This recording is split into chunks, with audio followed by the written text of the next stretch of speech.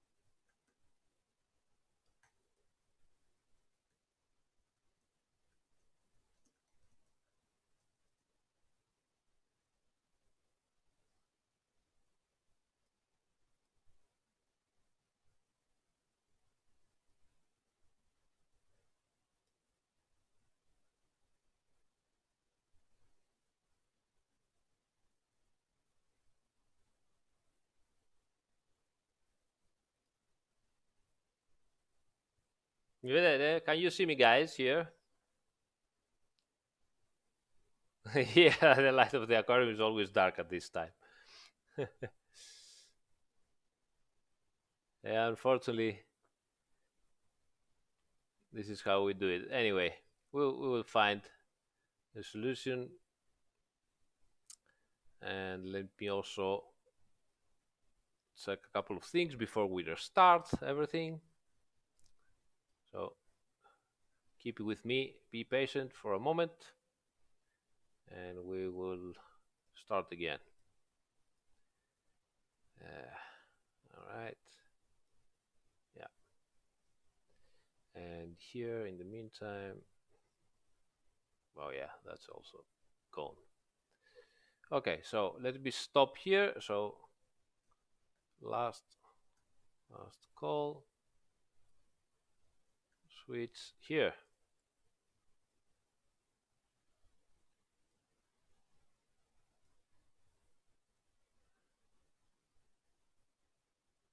Ottimo Ricky. Okay.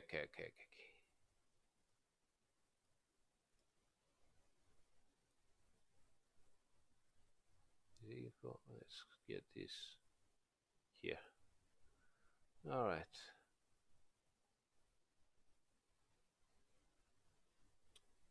All right. So this we end this stream. Goodbye stream. Dismissed. And we move here. Sorry about that, guys, but it's computers. All right. Cool. I guess most of us are back, so off we go again. And let me see if I have enabled. I hope. Yeah. Okay. What's that? Okay. Pointer focus already running. Cool. I don't know why you don't show it though, which is a little bit strange, but we will fix it somehow, I guess. Let's see here. It's display. Should work. Oops. Okay, let's go back. Hello, Xavier. Ciao, Alexandre.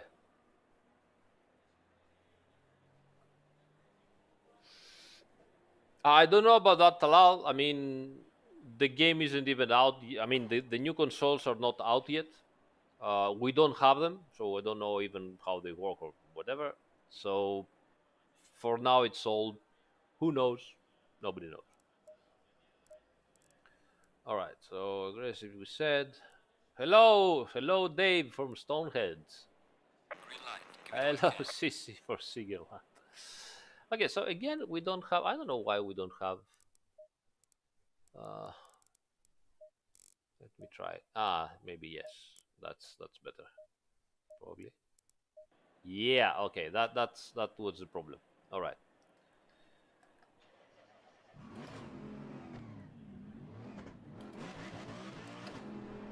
Ooh.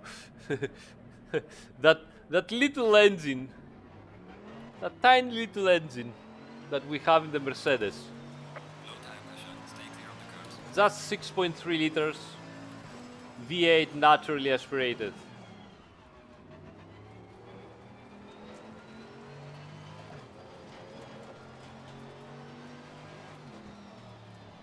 Hi Amir, how you doing, mate? I don't. I know, but I cannot tell. I have to wait, for the official announcement. Marketing guys know when and how to say things, so I cannot tell you. Sorry.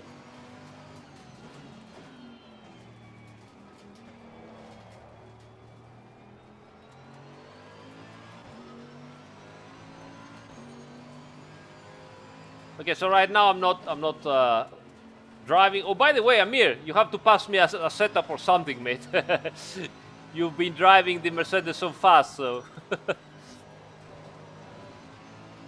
So right now we're not driving. We're gonna do our circuit, our circuit walk at Barcelona. Then maybe if I still have some forces, I might try a couple of laps and see at what point I'm around.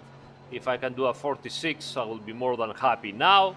And then slowly in 2 weeks, I hope we can arrive at something like 44, maybe. I don't know, 40.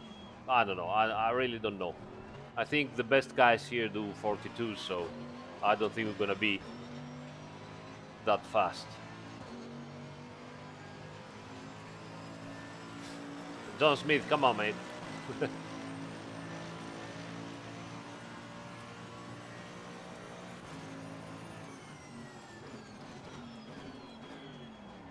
All right, so oh shit, I went a little bit too far. So first reference point. So as I said, you arrive here at around over 260 kilometers per hour, and what happens? Yes, obviously, most of you will say, "Okay, I will start braking." Well, first of all, you cannot brake at 100 meters. You will simply go. You cannot, brake from 100 meters from 260 kilometers per hour and still make the turn. So that's out of, except if you are Amir. I don't know if he does it, but I doubt it. So you cannot do that. So when to brake? Do you start braking where you see the tire marks here? Well, no, because as we said so many times, if you try to do something like that, what happens if the track is green? If the track is green, you have no tire marks here. Or if it starts raining, you have no tire marks here. So obviously you're gonna lose your, or maybe the sun is very low and there is lots of reflection, and you have again no tire marks. So you're gonna lose your reference point on braking on the most important turn of the circuit. So obviously we are not going to take the tire marks as reference point. There is nothing else here because, as we said, we cannot get the 100 meters. So what to do? Well, look around, look carefully, and there is something.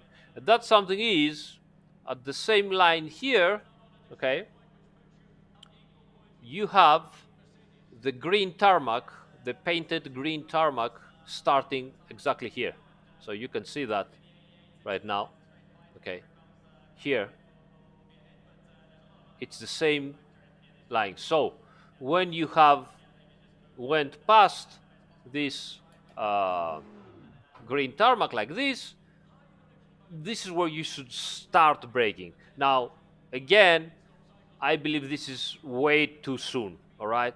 But this is your initial reference point. You have a reference point. That's the only one we can find around here. So you start braking there, and you do practice lap, and you do practice lap, and slowly you get more experience, and you can see that you can start braking a little bit later and not exactly here, somewhere between here and the 100 meters. Okay, so you start going farther down, closer to 100 meters, somewhere around, between this point and the 100 meters should be your reference braking point. Okay, so let's go forward. Low tire pressure, stay away from curbs.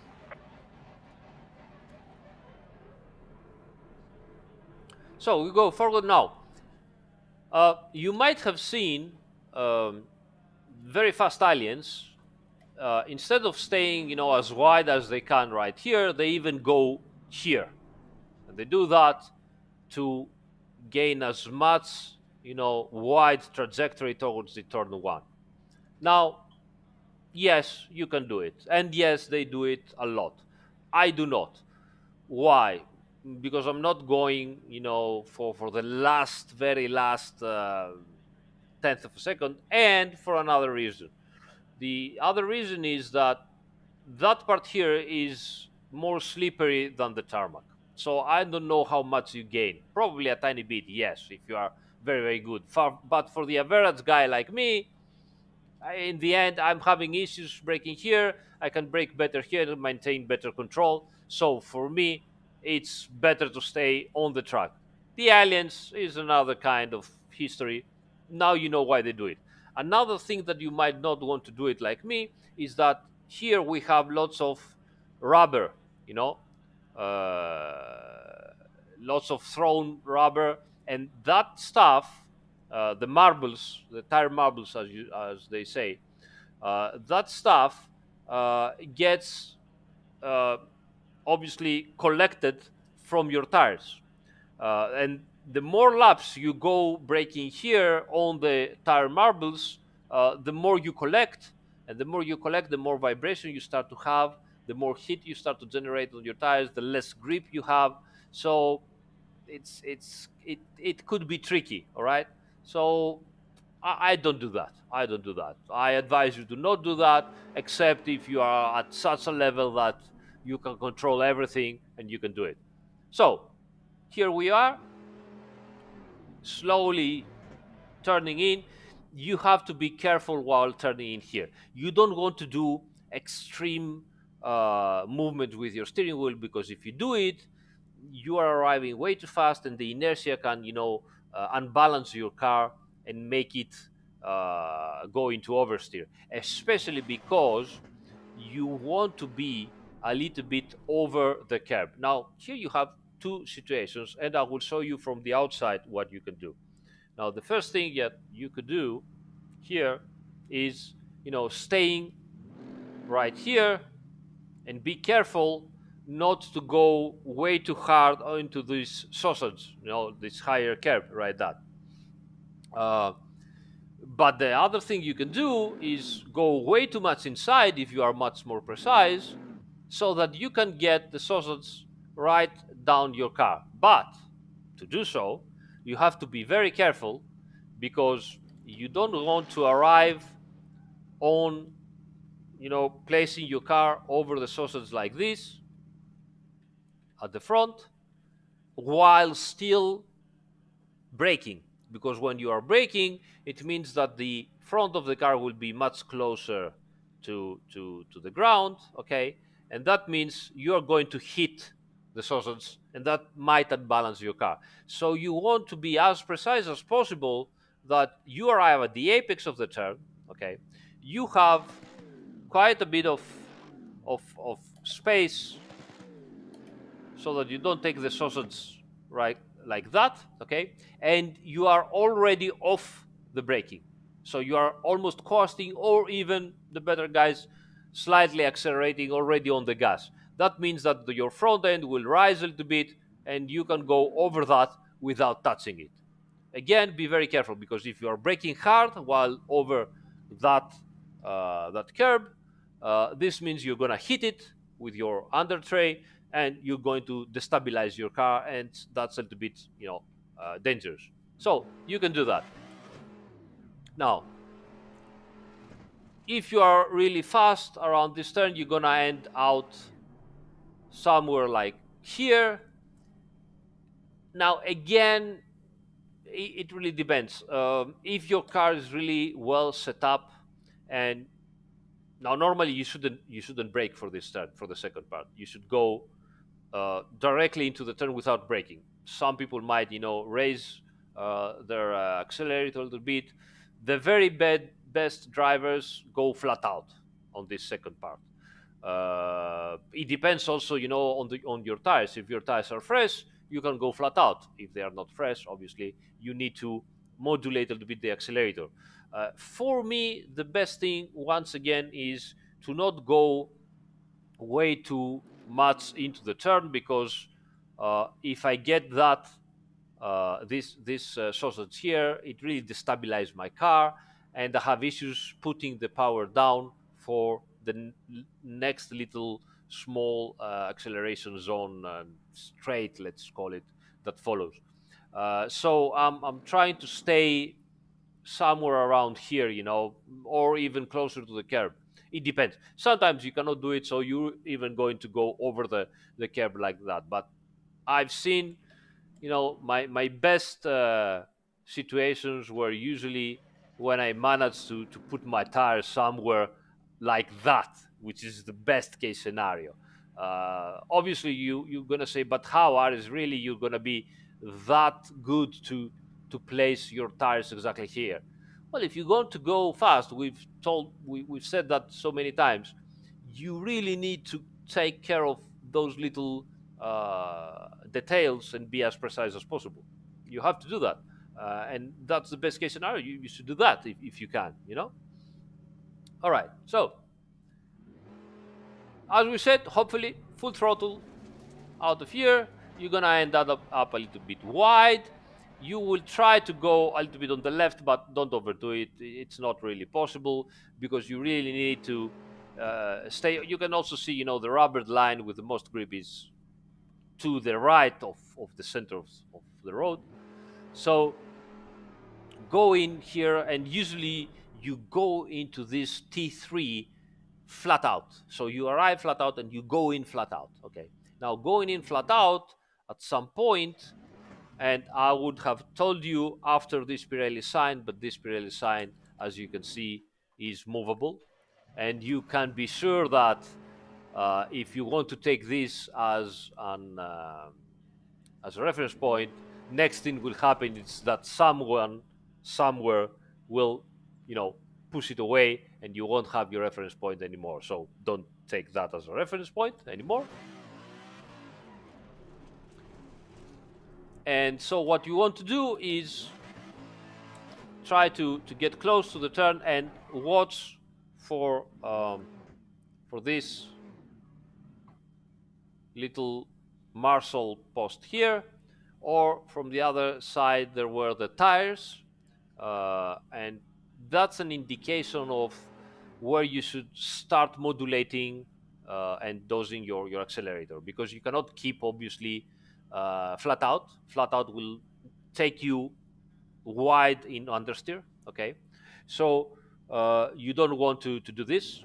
So try to stay as close to the curb here as possible by modulating your accelerator. The best way to do this for me is not going completely off the accelerator, but raising a little bit and staying something like, no, it depends every time, but staying with the accelerator stable. Stable accelerator also means aerodynamic platform is stable, and that gives you better downforce. So stay like that somewhere here, and at some point this orange, as usual, mark into the tire wall here will be close to your front pillar, and this is where you want to step on the accelerator again. Manage as good as possible the understeer, because you're gonna have understeer. If you have a very crazy setup, you're gonna have some oversteer, but I doubt it. Usually here you get some understeer. Usually the car will start sliding outside. Don't overdo it. Keep the tires on their peak of their lateral grip.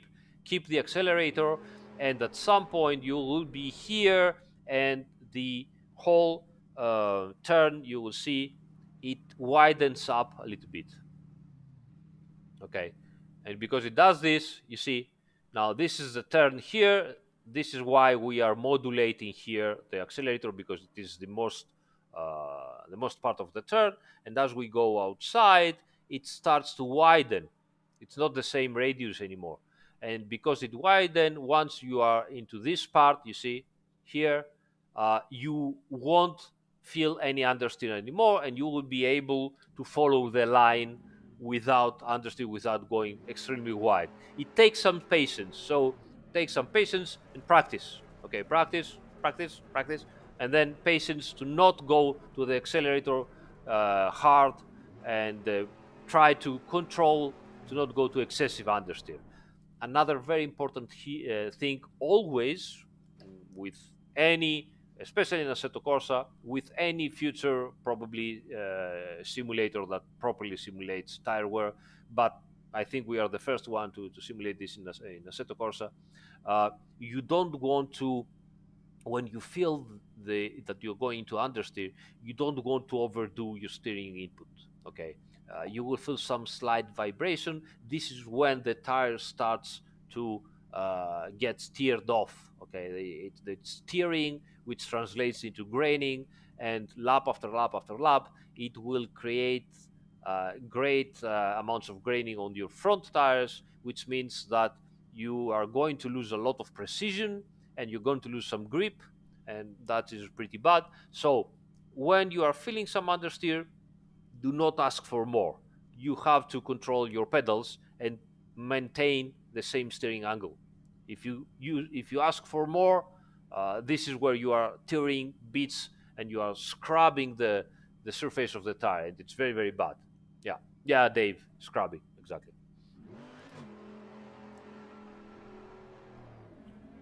All right, so out of this turn, now that's relatively easy as a reference point. This is your reference point. I mean, easier than that, it can't get much easier than that. But uh, be careful. Um, because it's so easy and you have a very clear reference point, okay, um,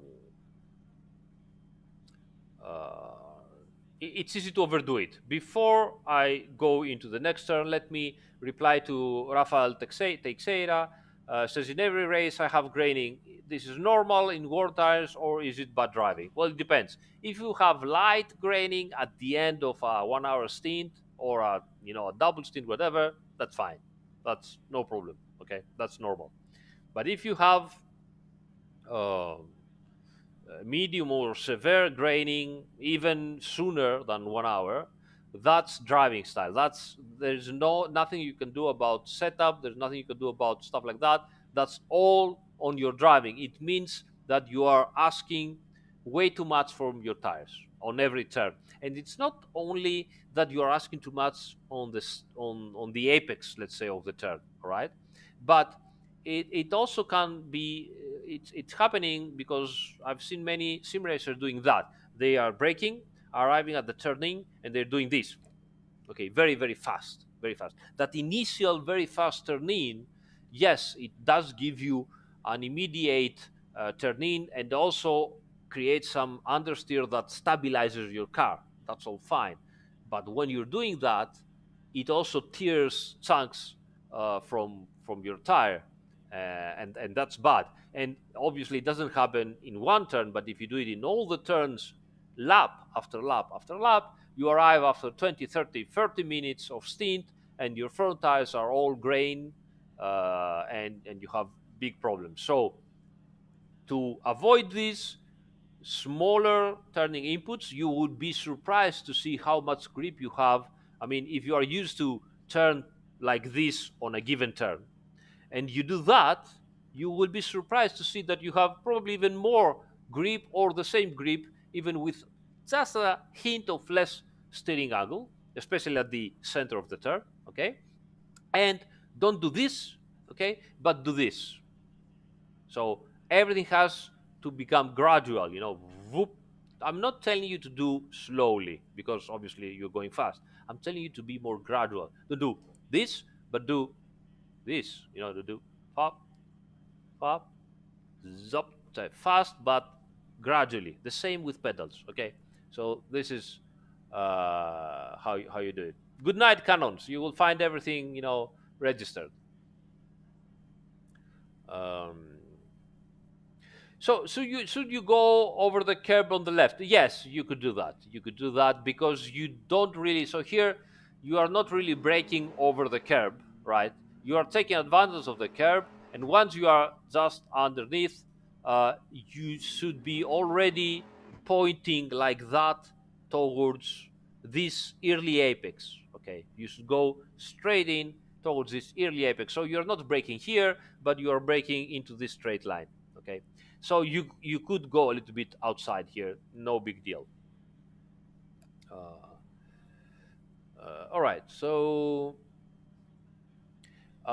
Celtic Pharaoh, yes, the tires can recover for grain if you drive properly on good on good tire temperatures. Because if it's too cold, you will get even more graining. So yes, they can recover. But if you have severe graining, it's really difficult to make them go back to light graining. So it's always this situation. If you go like that, you cannot go like down like this. You go like that, and then you stay there. You know, you will still. So keep in mind that. Yes, of course, graying also happens when the tire is very cold. When the tire is very cold, you cannot do much. But usually, uh, if you're driving properly and the tire is very cold, you're gonna have issues, but not severe graining. If you drive properly, you're gonna have light to maybe medium graining. That's it. Especially those Pirelli tires, they don't have big problems of graining when it is very cold. Pirelli told us that, yeah, some, but no big deal. So no Alonso turn in, no Alonso turn in, and no Gran Turismo turn in. Absolutely no. All right. So as we said, this is the place when you have to start braking right before going under the bridge.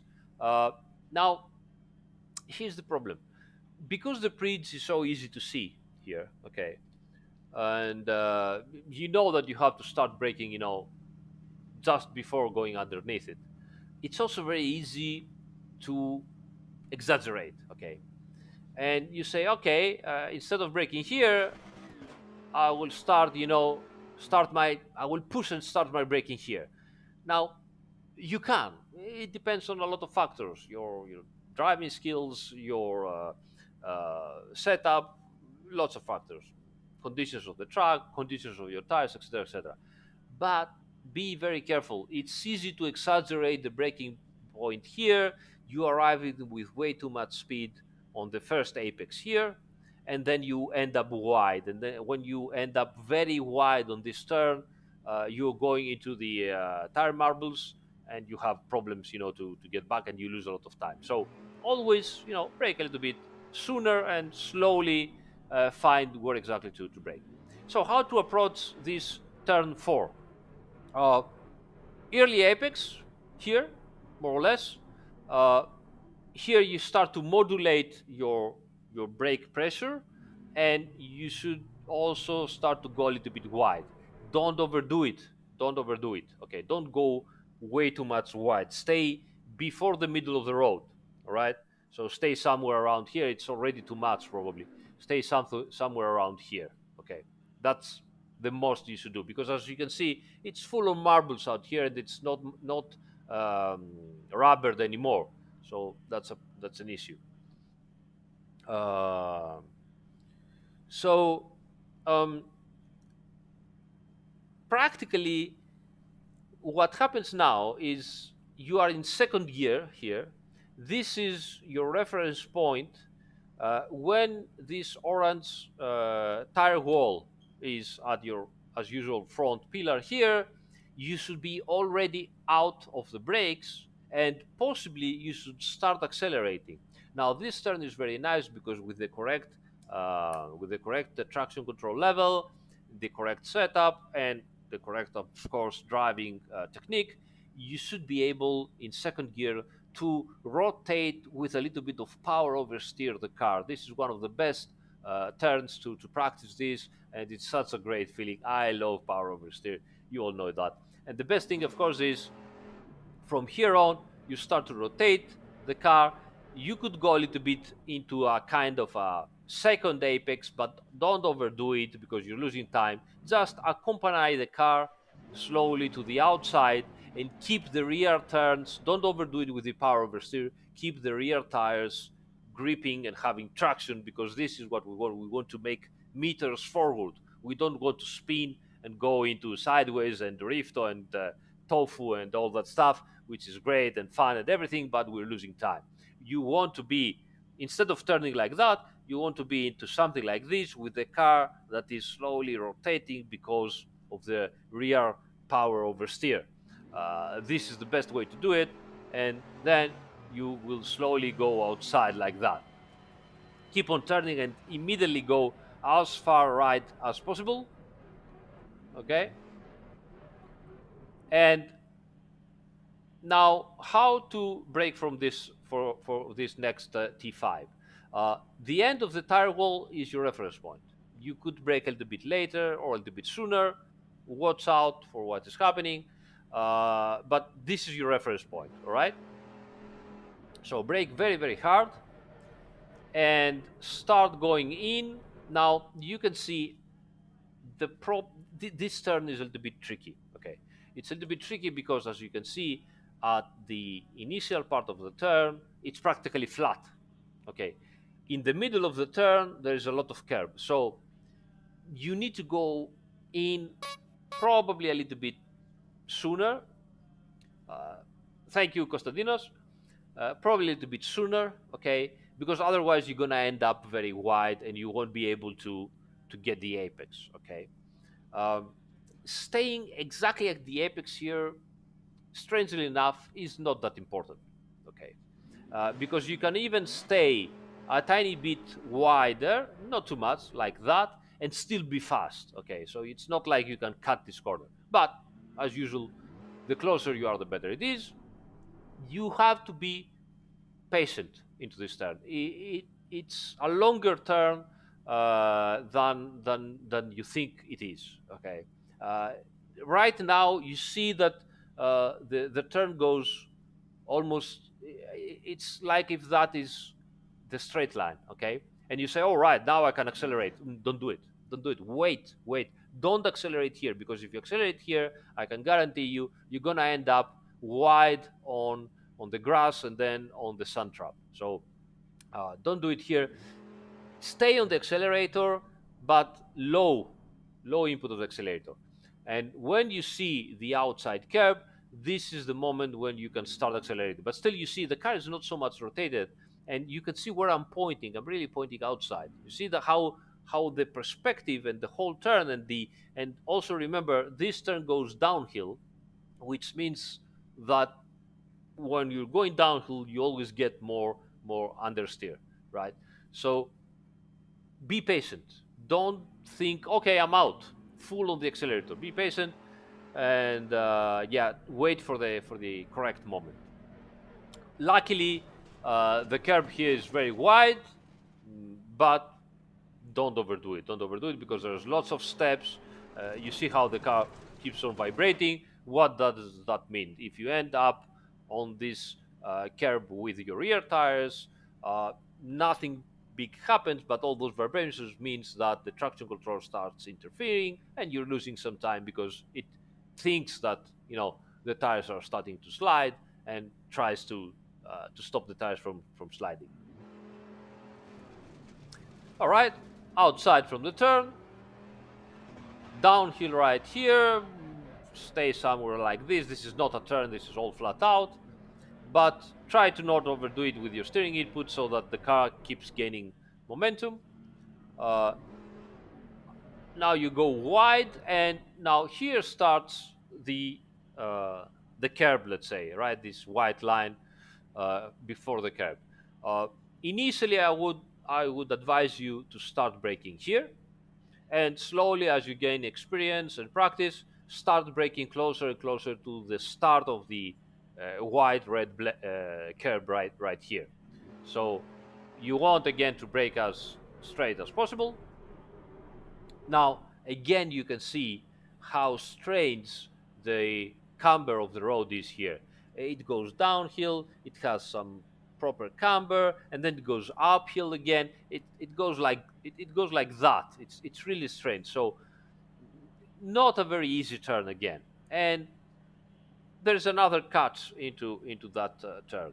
Um, So what it happens here is, well, first of all, try to enter the turn and release the brake as soon as possible here. Okay, if you are in my level. Again, some of the very fast drivers might disagree on that, but you really need to keep momentum, bring lots of you know uh, speed inside the turn here. And if you are still on the brakes, because it goes downhill, you and it also uh, starts to go uphill next, it creates lots of pressure on the tires. And if you are also braking, it might end up washing out your front end. So you might end up having understeer. So what you want to do is turn in and somewhere around here, release the brakes, let the car coast inside. Now, here's the problem. Hello, the Nick Mura. Welcome. So here's the problem. This, whoop, sorry. Oop, okay.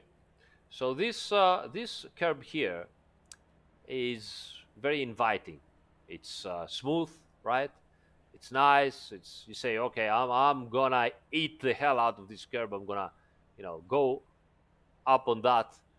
But as usual, it's not as easy as you think. Why? Because as you can see here, it has a step.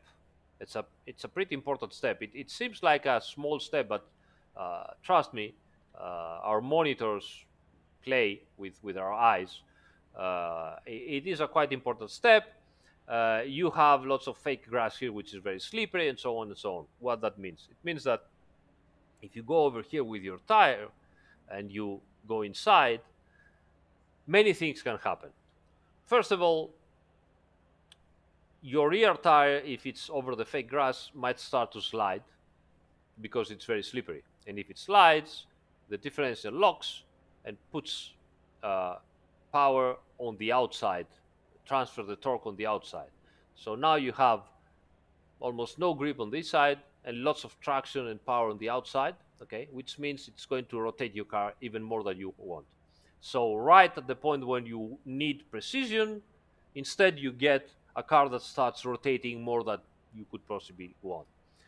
It doesn't end there, because now slowly you're gonna end obviously stepping down from the curb. And stepping down means that while your tires went up smoothly and just went down from the step, now they have to climb the step and go down. Okay, which means when you are going outside the curb, that step is going to make your car jump, pump again, exactly when you are trying to accelerate to exit the curb. So my initial advice is stay on top of this curb here, don't go inside. Okay, this will give you the best possible speed uh, in the middle of the turn, which is all we need, because we are going uphill here and we need as much speed as possible before we start accelerating.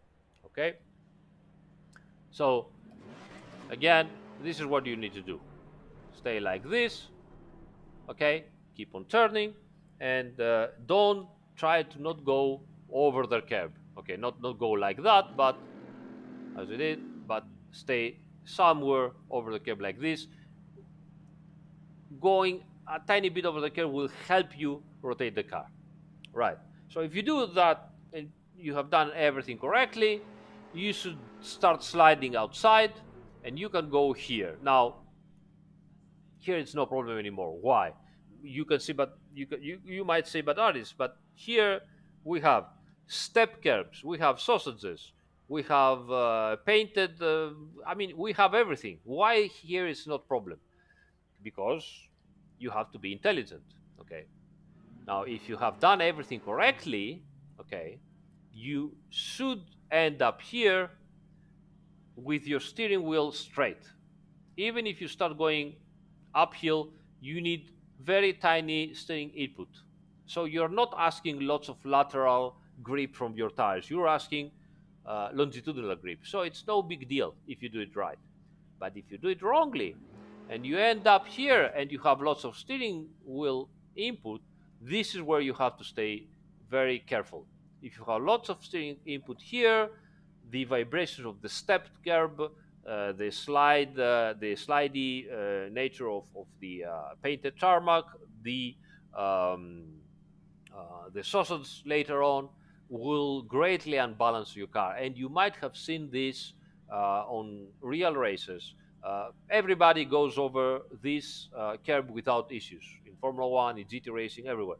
No issues at all. Everybody's like, boom, over the curb, no problems. Every once in a while, you get the crazy stuff. You get a car that out of nowhere, it's like this, and goes over there and snaps and goes to the wall from the one side or to the wall from the other side, like pow. You say, what? Why? Why is that? Everybody goes over there without issues. Why? Because they arrived for whatever reason, lost focus, trying to defend from other cars, trying to attack, whatever reason. Okay, they arrived over the curb with lots of steering input, either like that or like that, whatever.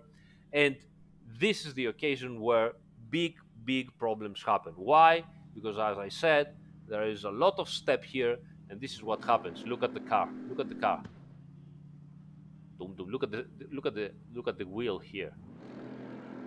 And then maybe you get here this, boom, dunk, dunk, dunk, dunk, dunk. So all that stuff, if you take it straight, no big deal. If you are like this or like this is where it can really bite you. I also remind you something. Actually, let's make this maybe a did you know situation. Okay, did you know? We were trying to find out something that we thought it was a bug in Assetto Corsa Competizione. As you know, we are trying really hard to simulate very advanced traction control systems and ABS systems. Okay, our traction control and ABS systems are not as they were in old simulators where they were just assists of the gameplay. Okay, so a magic hand would stop the tires from spinning and stuff like that. Okay, we're not doing that. We are trying to simulate the traction control to make it intelligent, to understand the yaw of the car, the steering input, the amount of sleep pads, all that stuff, and act accordingly by cutting the engine. Okay, great. Now, we were trying to understand what was happening with those cars because of the initial versions of Assetto Corsa Competizione, the cars would go over stepped curbs like that. The traction control will try to interfere, and so you have a stepped curb which already creates some vibration into the drivetrain. And we simulate vibration in the drivetrain. The vibration in the drivetrain is the usual stuff that you are changing gear, and instead of having like that, now you have something like that, you have this uh, vibration, right? Tremble. This is all because tires, drivetrain, and engine create an elastic situation, and everything vibrates and goes back and forth. Right. Now, vibration was caused because of the curbs. So the tire would go over the stepped curb and create vibrations on the suspension, on the drivetrain, on the engine. Now, the traction control would say, wait a minute, something is happening. Let me, you know, start interfering because I feel sleep pads and vibrations. At some point, you would also ask for a next gear, okay? And what was happening was that um, you had already vibrations on the drivetrain, okay? The traction control was interfering, possibly provoking more vibration from the engine that was cutting, okay? And you asked for a next gear.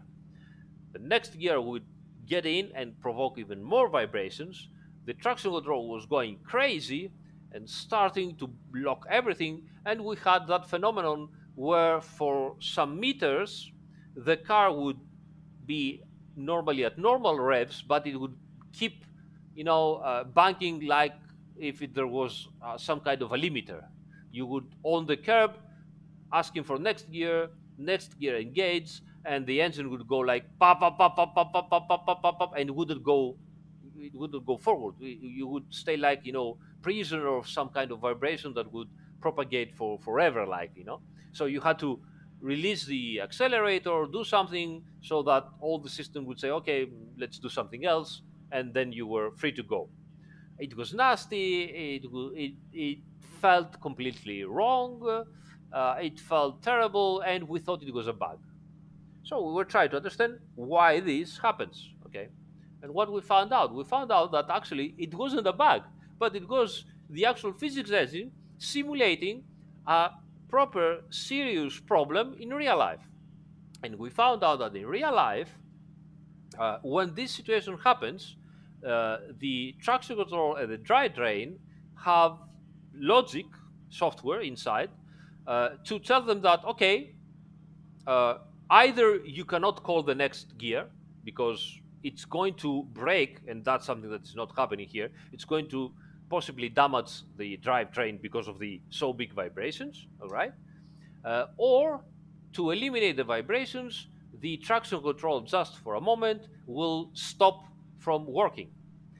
So we implemented that inside our logic, and magically, or almost magically, all those problems disappeared. So now when you are asking for a next gear and you're shifting, okay, and you have a gear change, so let's say that the gear change lasts like 60 milliseconds, 50 milliseconds, 60 milliseconds, something like that.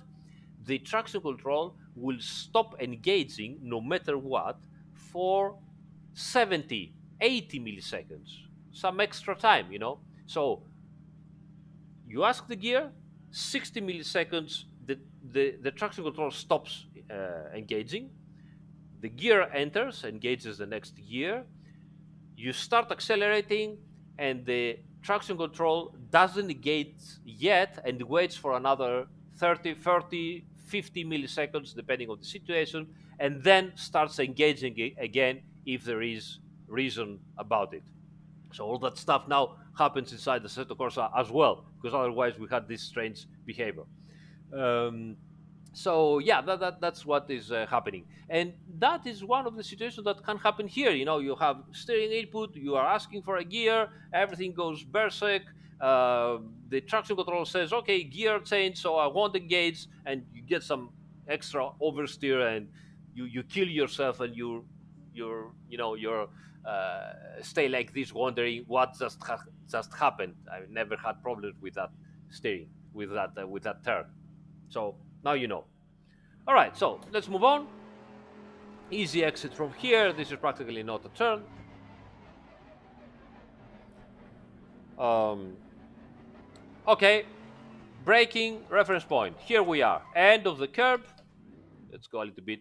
You saw how cold tires and brakes couldn't let me brake. So here, either you start braking at the end of the curb right here, or at the end of the orange tire wall here. One of those is what is going to help you. So you start braking here, third gear. Usually you arrive here in fourth gear, shift one gear down, third gear, and again release and help the car maintain its speed. It's very important to maintain speed here. Um, this is similar to the turn before. Uh, for me, I make this turn perfect when I'm just kissing the curb. Um, some people don't care about that. They would just jump over here like crazy. You are already in third gear. You are going fast. Some downforce you will bring you down. They would just go over here and make the car jump. I don't know. I'm not convinced yet. If you know otherwise, let me know. Usually I am faster when I am, exactly somewhere around here, just over the curb, the white and red curb, and not over it. So that's my opinion. I think it's better like that.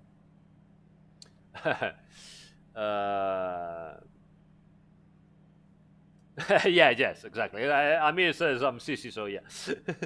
or if it's saying for CC driver. Anyway, so um, very, very fast turn. Very important to maintain the correct line and trajectory. Again, here you have another orange wall. always helps you. This is more or less when you want to start accelerating flat out again.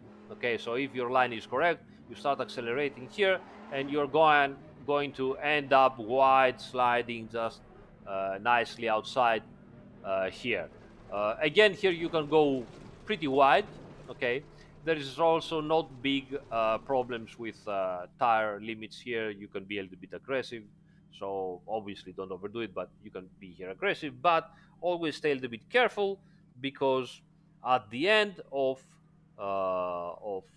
the tarmac here, the painted tarmac, we don't have grass, but directly the sun trap, which is bad for you, for the car, and everybody else. So don't go over there. Nice. Exiting long straight, so that is why it is very important to maintain your speed on the last turn and exit as fast as you can.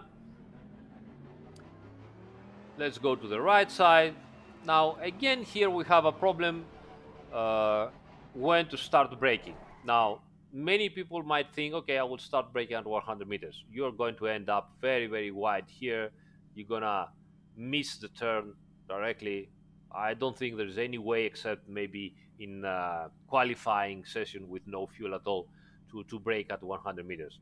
My best reference point, obviously for my, again, let's say this, for my visual, so how I have set up my view settings. So my best reference point is this yellow crane here. So when I'm going with my front pillar over the yellow crane, I will start braking really, really hard, and that's my reference point. So braking really, really hard here. Now again, you could think, okay, I will go straight and then go in. Start going into the turn a little bit sooner, a little bit sooner. The rubbers helps you, the camber helps you. Go a little bit sooner, and you might have ended here in second gear. Okay, so remember, because it's easy to forget and go inside second gear, downshift again, one gear again. It will help your car to rotate and go into first gear. Um, I don't know what to tell you. If you can, again, just go touch a little bit the curb or completely jump over it. I don't know what to tell you. We will try next week and the week after to get faster, and we will see what's the best line here. Not know. I don't know what. I don't know yet what's the best thing to go there. Okay. Now, again, here you need to be a little bit patient with the exit.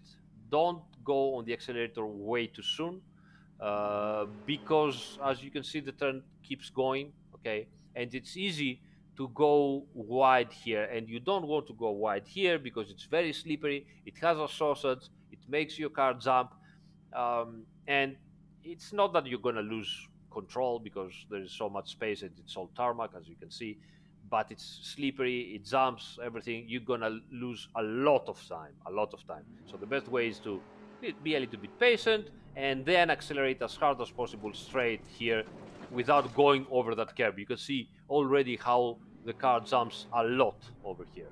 Okay. Hello, Pavel. um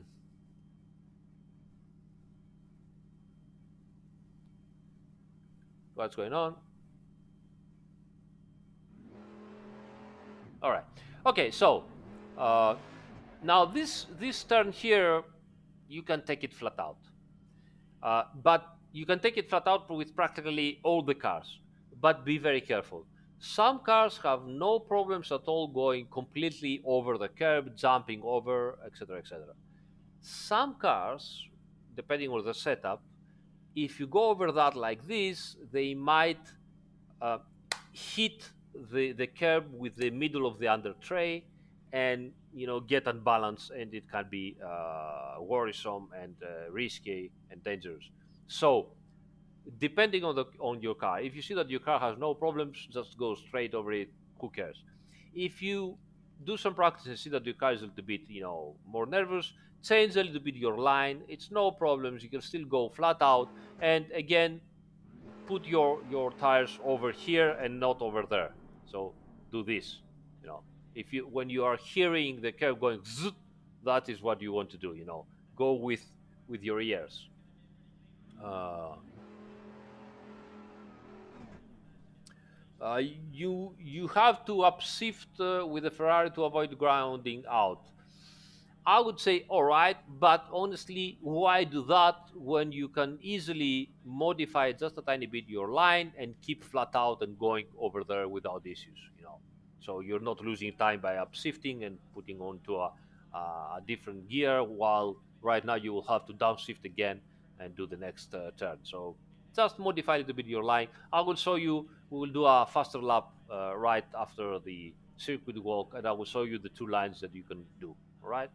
Okay, so whatever your line, you will going to end up into this turn. You can brake really late at the inside the turn here. Um, any reference points? Let's see. Maybe. Whoa, calm down.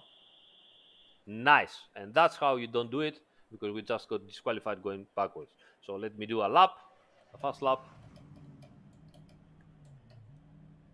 and yeah, I have to return to the garage. Push continue again. And let's, oh, come on, seriously. Restart. Restart. Thank you. Thank you. Thank you. Thank you. All right. Start. Aggressive. Okay. Drive. Green light. Give it all you got. Ignition. Starter. Go. Yay, Aris, you can do it. All right. Shit happens.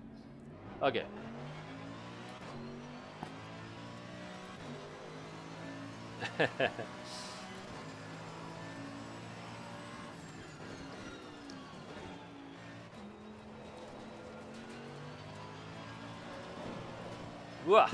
So much power this car. Everything is cold right now.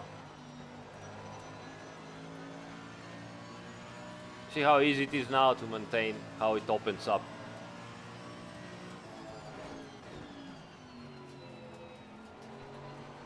Now some oversteer. Tires are still cold, so I don't trust them. Patience and out. The name of the book. The name of the book is Race Car Engineering.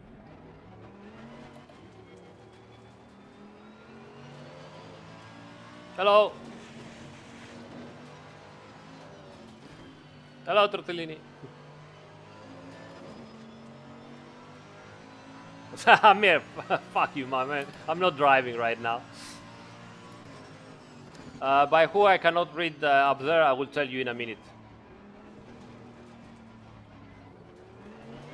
All right, so, okay, we were here. So let's go over there. Now, when to start braking here? I don't remember, to be honest. Probably when this thing starts. That's a good indication. This green light starts. This is where I would, start to my braking zone. Again, this is a turn you have to trail brake a lot. So bring the braking zone inside the turn here, help to rotate your car. You should stop braking after this. Okay, so tiny bit backwards. After this Marshall post, you should have stopped braking, or at most, if you have issues, and arrived way too fast, when you are close to the Assetto Corsa Competizione billboards here, before the billboards. Usually, I start accelerating somewhere at the Assetto Corsa Competizione billboards. So when I'm going here, I start accelerating and rotating the car again, okay, in acceleration, and trying to exit the car. But we will do some laps and practice and see what is the best situation here. Okay, thanks Daniel for the follow. Now, Tire pressure. Stay clear of the curbs. oops. Okay, so we are approaching the very, very slow new part of Barcelona that everybody hates. When to start braking here? I have no idea, to be honest. So we will have to find out. I don't know. I don't know yet.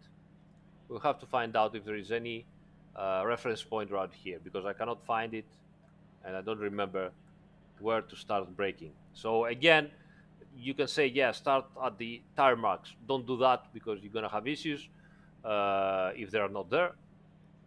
But we will find something, I'm sure.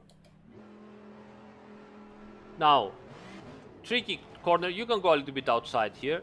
Tricky corner because, as you can see, there is a very high sausage here, and you don't want to take this. Uh, it is a corner that you can bring more speed than you think it's possible. Usually, at the initial practice sessions, myself, I tend to brake a lot and try to put the car in because I get some understeer and stuff, and that makes me very slow to this turn. But as I'm practicing, I remember now I have this memory that I can release the brakes and go into the apex with more speed than I thought that it was possible, and the car, reacts better than that. Okay, acceleration right after that curb, uh, rotate a little bit the car if possible, and go as wide at the right hand as possible. Now, again, after this billboard, it's like a bridge, not after, but right underneath it, you want to start braking. So, like this, heavy on the brakes, first gear. Okay, it's easy again to overdo it here. First gear, again, watch out for the very high sausages at the apex of both curbs. And what you want to do is to be as fast as possible, flat out as soon as possible at the exit of this turn. Why?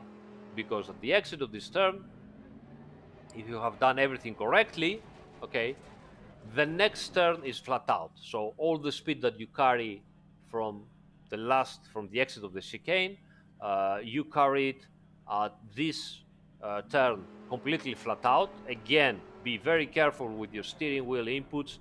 Don't overdo it. Don't ask extra grip from your tires because you're gonna tear them down and you're gonna ruin them.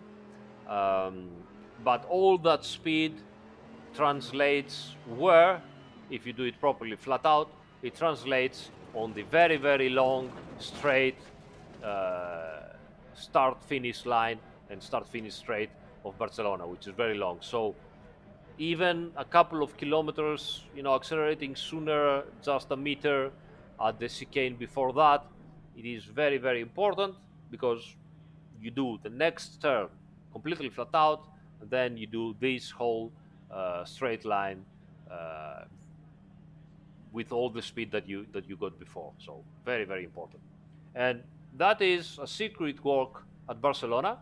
I hope that you liked it. Okay, so let's stop here a little bit and have a look at your questions. And it's half an hour past midnight. We'll see if we're gonna do, I don't know, 10 laps or something like this. Okay, so let's see.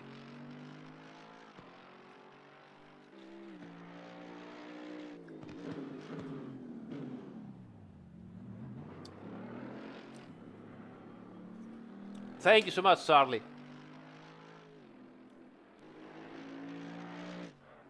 Nice, very good stuff.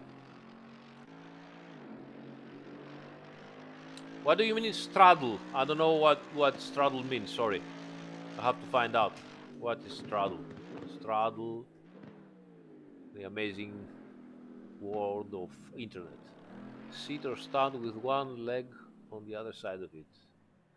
An act of sitting or standing. I don't get it.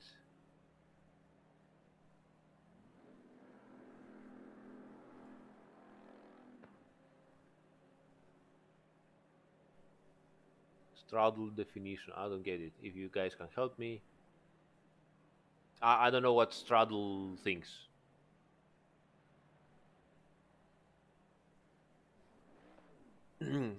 Thanks, GTP Hikar PKY.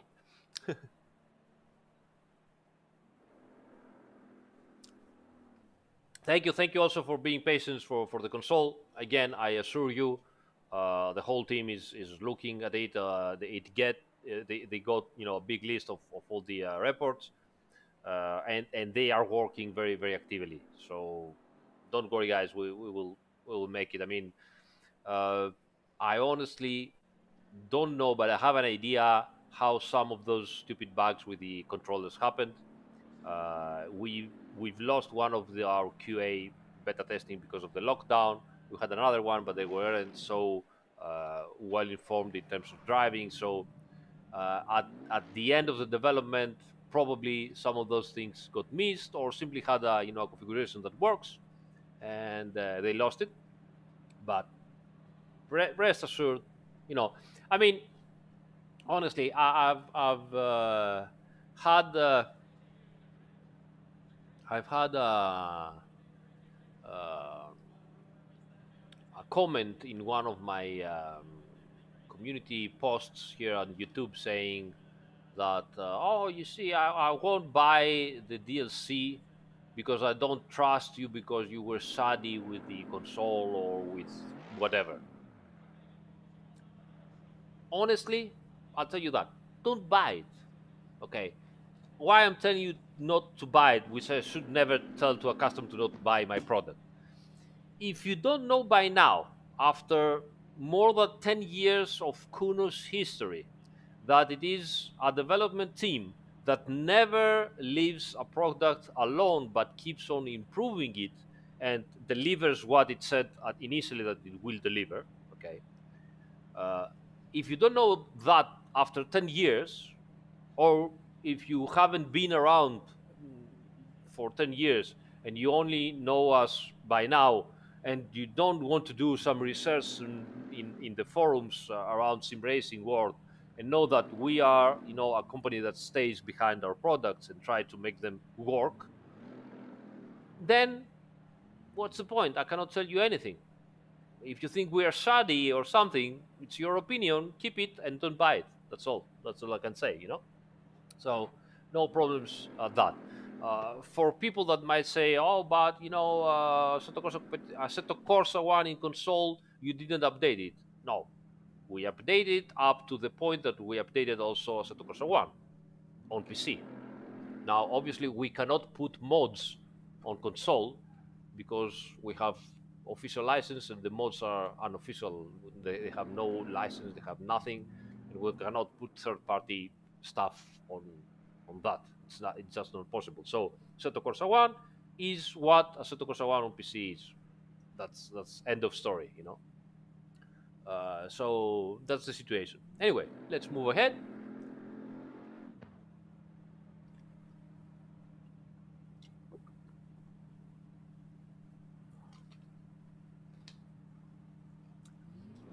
Um, Marco Robson de Oliveira says that he has a Thrustmaster TX and wants to feel the tires better, flat spot, for example. Well, first of all, I don't know. Um, you go. Sorry. Before that, so um, straddle means putting one tire over the curb and the other one. Yes, absolutely. I would do that if I am in a full blown, qualifying lap. I would certainly do that. During the race, probably not. Probably not. But you can do it either way. No big issues. GT4 pack price, I can't tell. Um, Best lap time at Barcelona, I have no idea. I haven't yet tried it. Race car engineering. Let me give you a link.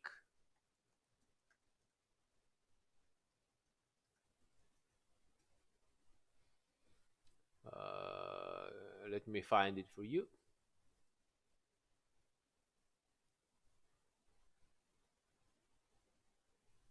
Where is it? Oops. Maybe this is this. No, look, this is aerodynamics. Where is it?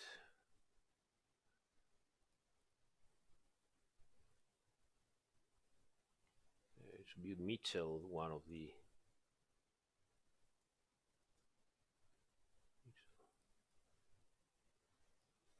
I think that's the one. Oops. No, no, oh, I cannot find it. That's strange.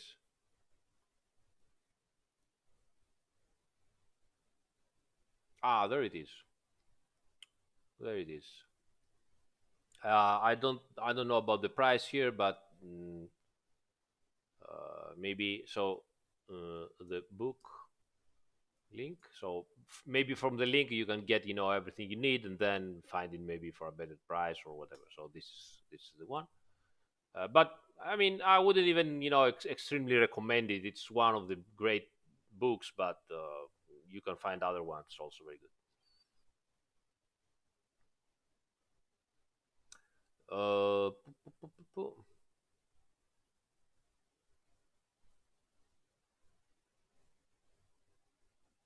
okay, guys, you are way too fast on the chat. I cannot follow you. Uh,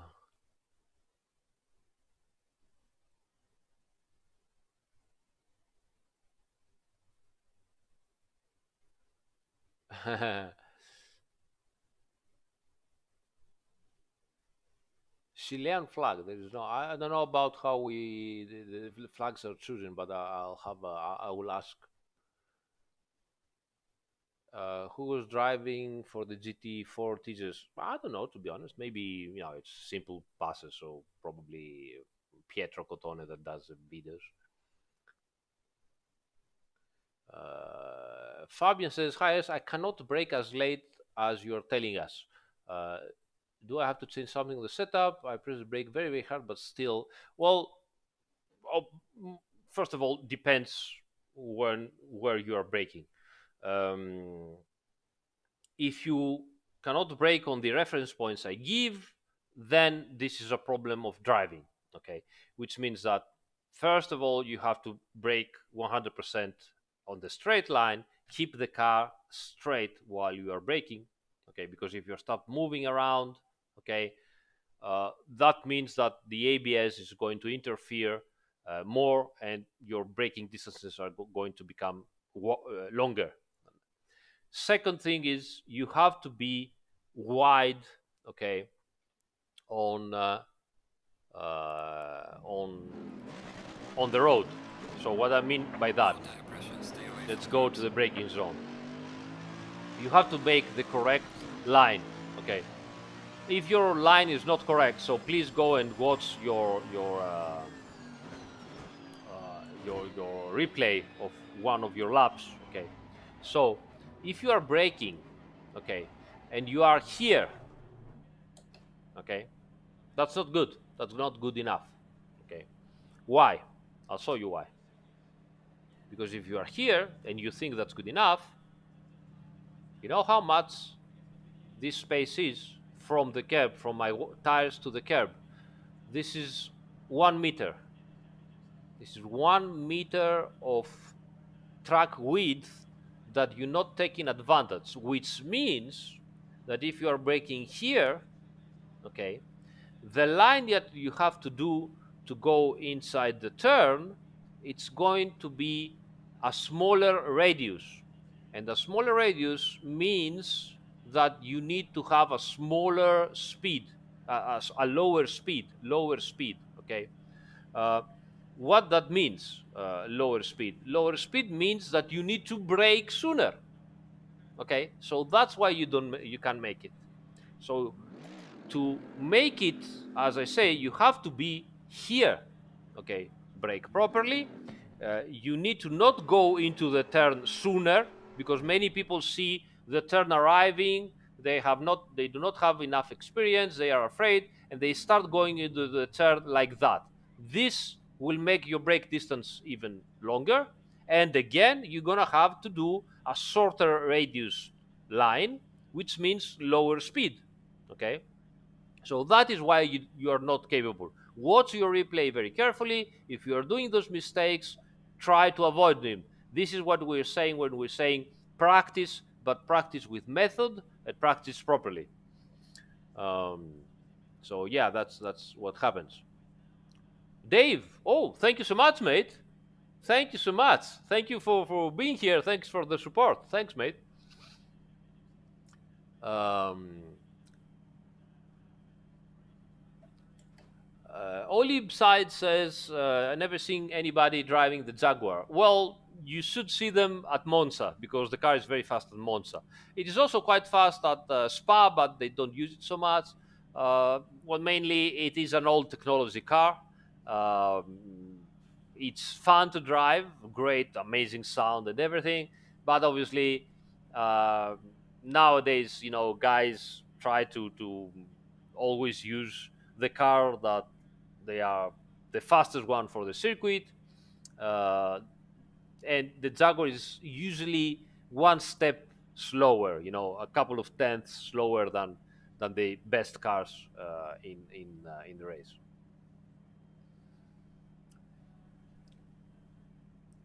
Um, all right, thank you everybody for your support, guys. Is the GT4 update going to include a significant game update? Um, Waiting for pace ratings to get fixed. I don't know about that. Sorry, because I don't know exactly the problem. I haven't followed very well that thing. But I do know that, as usual, with every DLC, we are also releasing, a good update. We are moving, I think, in version 1.5, and that means pretty nice little things here and there and everywhere.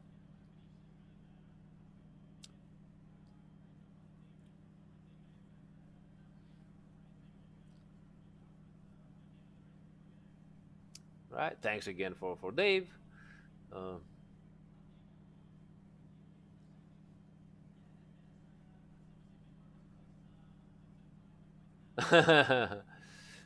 Uh, by the way, nothing. We will talk about all of that next week. Next week, guys. I'm not saying I'm gonna do a live stream every day, but almost. Okay, so lots of live streams next week. Are we going to get the version of Paul Ricard with the chicane that the GT4s use? Not at this point. Okay, fingers crossed.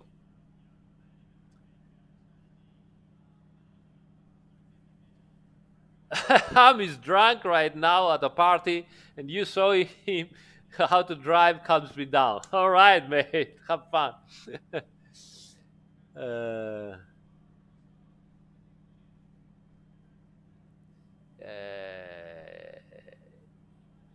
yes, now to be honest, they don't really often change the rear wing. They do change it if in very long races, if there's rain and stuff like that. So they're doing a longer pit stop. They might change it. It's not a very easy thing to do. It takes a lot of fiddling around, so they don't do it often. Uh, why it's not implemented? You know, you can do so many things at a time. So sorry. um, no, I don't think GT3 does in some weeks CC driver. Actually, with the fact that we can do also mixed races online, we tried them. It, have it takes some some practice, but it's pretty amazing. The difference of speed it's pretty amazing, and when everything works properly and all the drivers know what to do, v- very amazing things happen. Yeah. uh, we are doing the Francesco, noi facciamo la GT4 European Series e non hanno corso.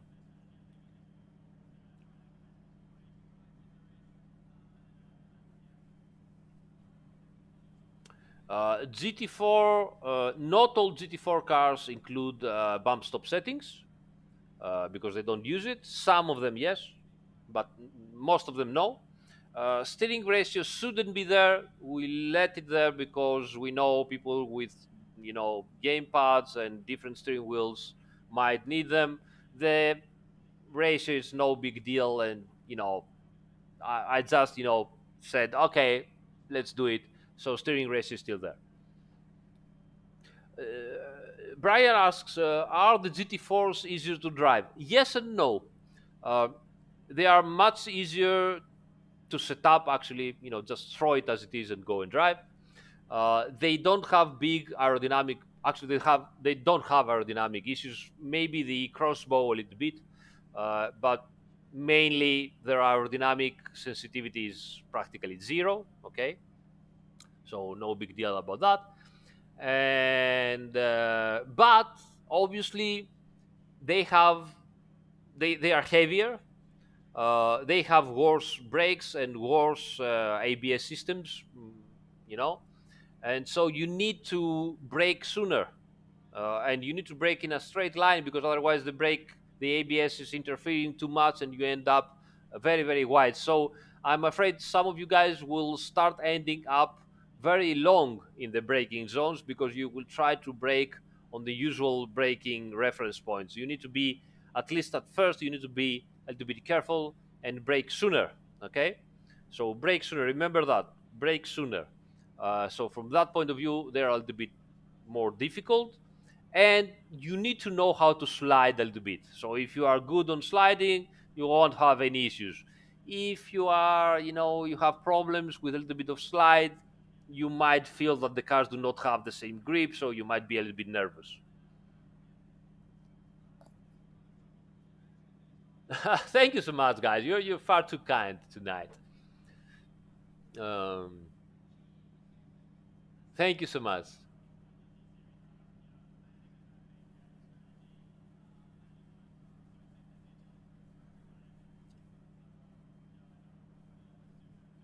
Dorifto confirmed big time, yeah.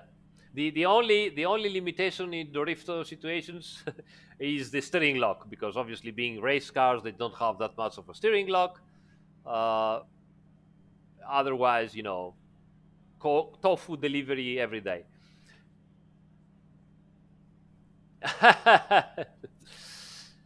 All right, all right. Okay, so what should we do? If there are no more questions, maybe I should do a couple of laps. Or it's already in 1 o'clock in the morning. Let's do a couple of laps. See if we can, I mean, at least we can see um, your wet laps get hot really fast. It depends. If there is not enough water, then yes, they will get hot very very fast. Don't worry too much about it. They can keep going even if they are overheated, but be careful of the pressure. The pressure is what you want to be careful. Best lap time of Barcelona? I don't know, mate. I don't remember. I mean, I'm changing cars every day 1,000 times. So who knows? Now we will see. Now we will see. I mean, not now, but in those 2 weeks we will see. Uh, the the consoles have to get the first patches for the fixes, and then they have to go uh, closer to 1.4 version, and at some point they will get the 1.4, something like that, or I don't know if they were going to get immediately the 1.5 version with the DLC of the GT4s. The GT4 DLC for the consoles comes in autumn, so I don't know when exactly in autumn. I hope as soon as possible, but that is the timeline for the consoles. I remind you guys, the consoles are different from the PCs. We need time to do submissions. We need to be certain that the submissions have no errors, because if they have errors, after a couple of submissions, you have to pay for each submission, which is extra costs. So you need to be very careful, and so on and so on and so on. So yeah, it is what it is. That's why the consoles are always a step behind, unfortunately.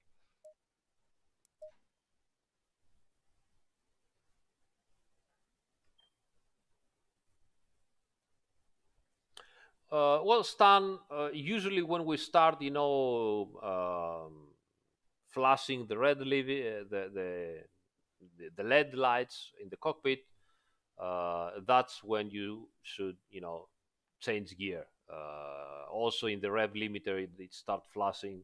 So somewhere when it becomes, orange and start flashing, somewhere there. do not pull the revs to the limiter because it doesn't work for all the cars. No idea about that, Signy. No idea. Francesco has asked about Nordschleife, so we can all drink now because we have a drink game. Yes, Marco.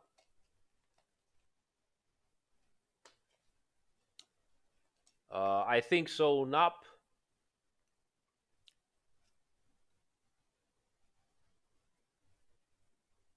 I don't know. Well, sometimes you need to keep your gear because it doesn't make sense to change into a different gear. Thank you so much, Sim Race Train. Thank you so much, mate. Thanks for this and for your patience. All right, so let's go. Let's do some stuff. Let's do a couple of laps.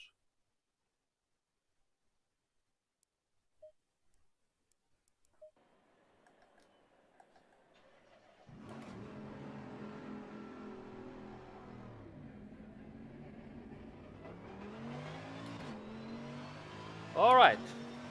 I won't try to be very fast. I just want to do a couple of laps and see where I am in terms of performance, how I feel the car, if my reference points work, and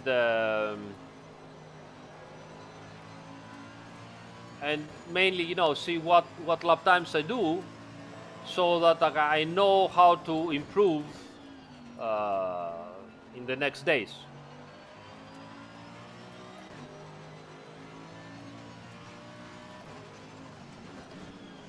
Yeah, you see how you end up very wide here as usual.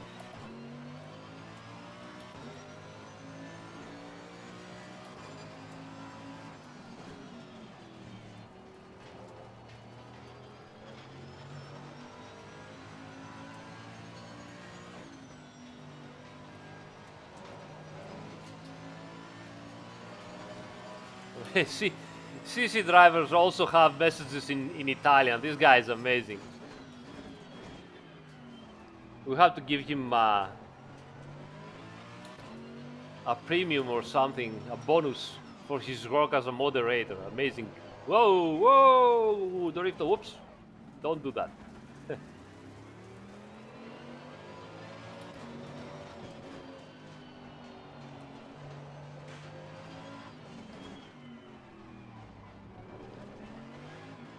Pressure is a little bit down.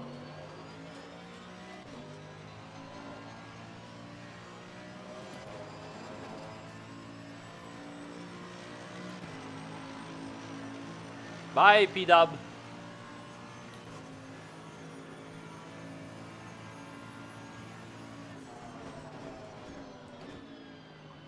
Oh, way too early.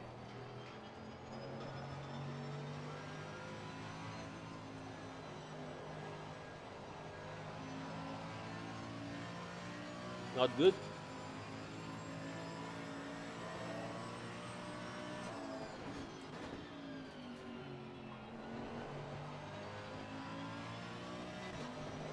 We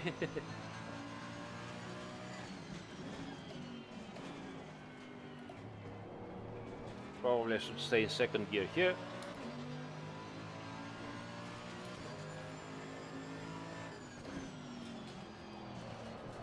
Oh, that was interesting.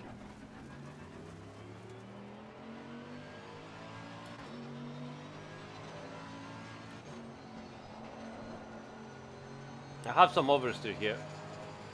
I don't know if that's the tires or my driving style or stuff like that.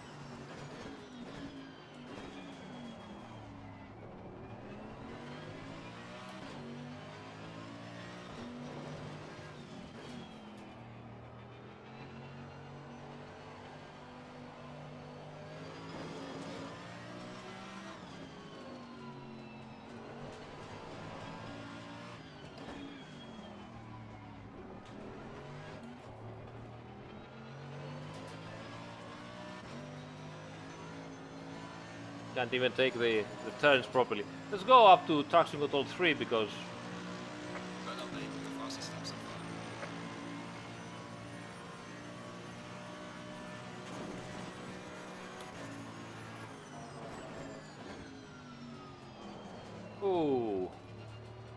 So much oversteer here.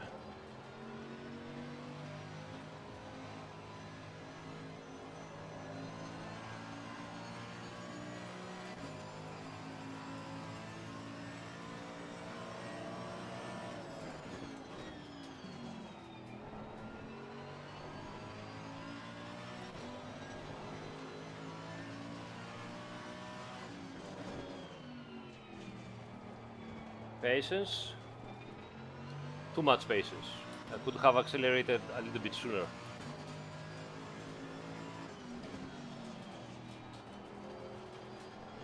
Straight.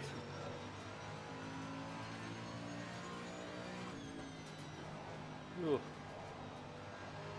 Let me push some brake bias forward.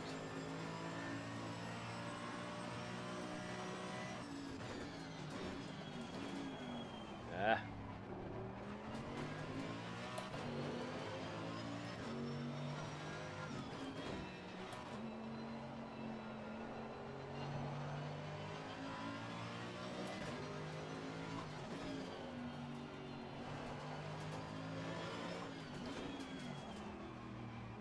Really driving very badly now, but it's okay. As we said, some practice today, 10 laps, something like this. Our first 46. It's okay. 10 laps today, 10 laps tomorrow.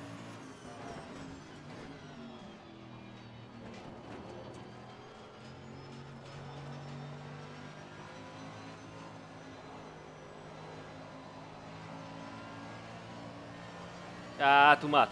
You see, I've asked too much from the wheel, from the tires, from everything.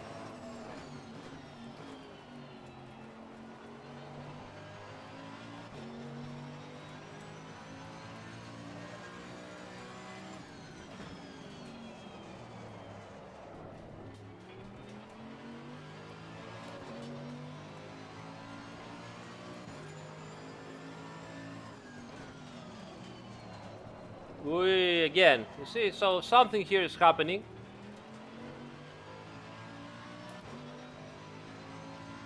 Pressures are too low. Let's do this lap and go and fix the pressures, especially at the back. So that's maybe why the car is, drifting so much.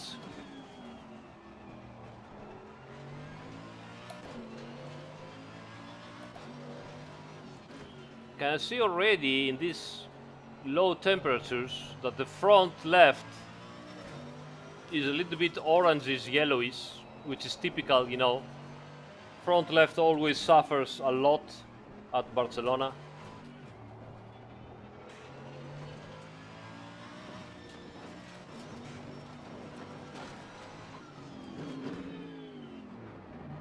Nice. Okay. So let's fix a little bit the pressures. And do a couple of laps more.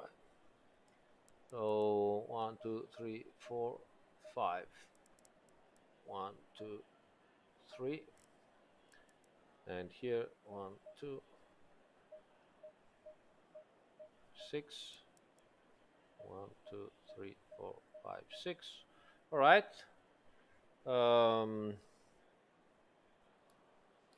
I'm not going to do anything else right now. I don't know how the car works. I'm not very good at following, my reference point at the track. So I will just do my pressures for this ambient situation and do a couple of laps more. See if I can do a 45, and we can call it a day for tonight. And it's initial practice, that's it. So already my brain starts thinking about, okay, how to drive this truck, how to drive this car. And in the next days, I'm going to do some extra practice and so on. And I will arrive at some point that some things will become automatic, so my brain can start, thinking about other things. And so that's how you become better.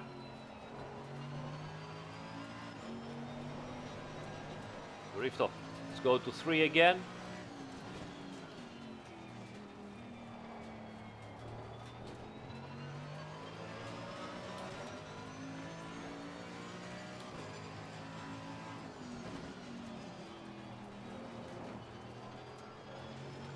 heat up our tires and brakes and everything.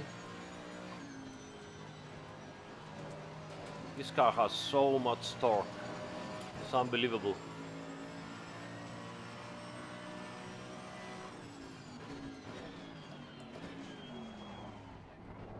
Too slow.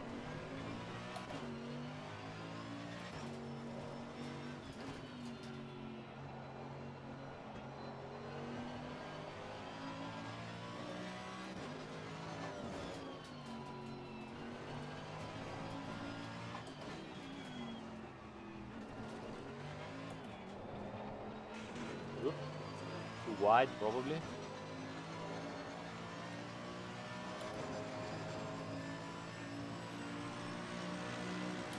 Honda! Yeah, I should try the Honda one day.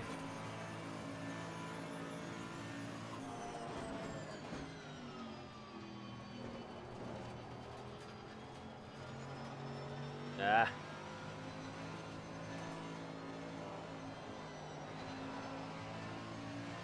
Yeah. Not so good.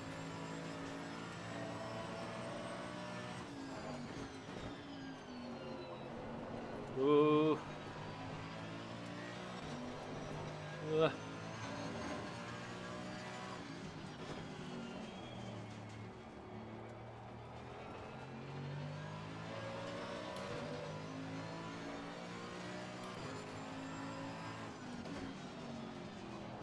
Oh, come on, come on, come on! Ah. Releasing the brakes and goes instantly into oversteer.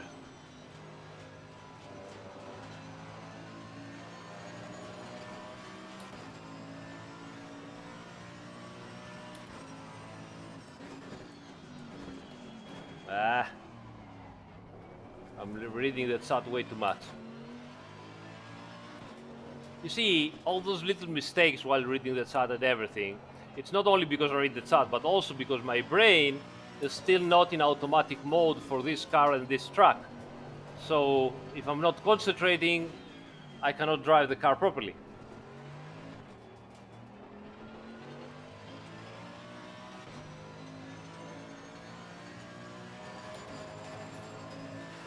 Temperature, it's pretty low, I think. 24. Yeah. It's early in the morning, so.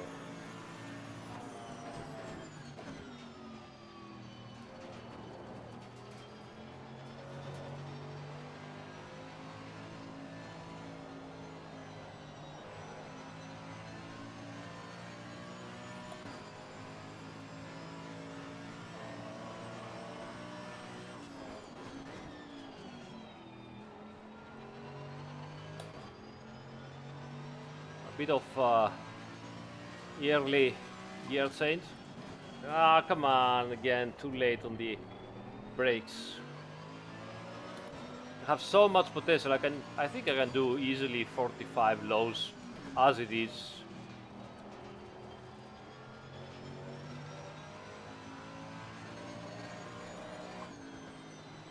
Come on.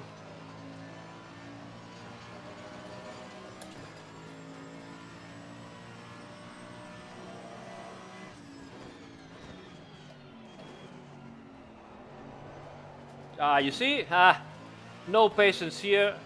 Completely wide. That's how you get your warnings.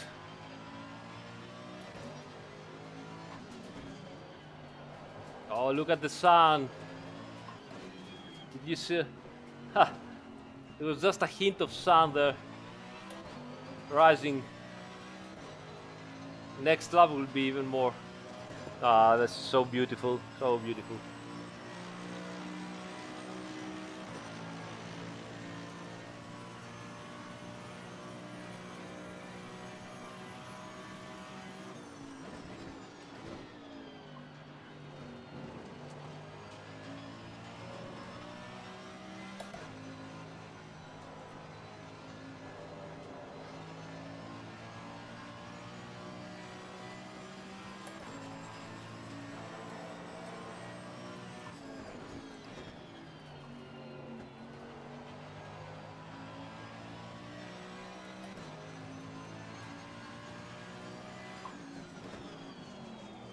Nice, finally. Oh, come on. Over the curb. So bad.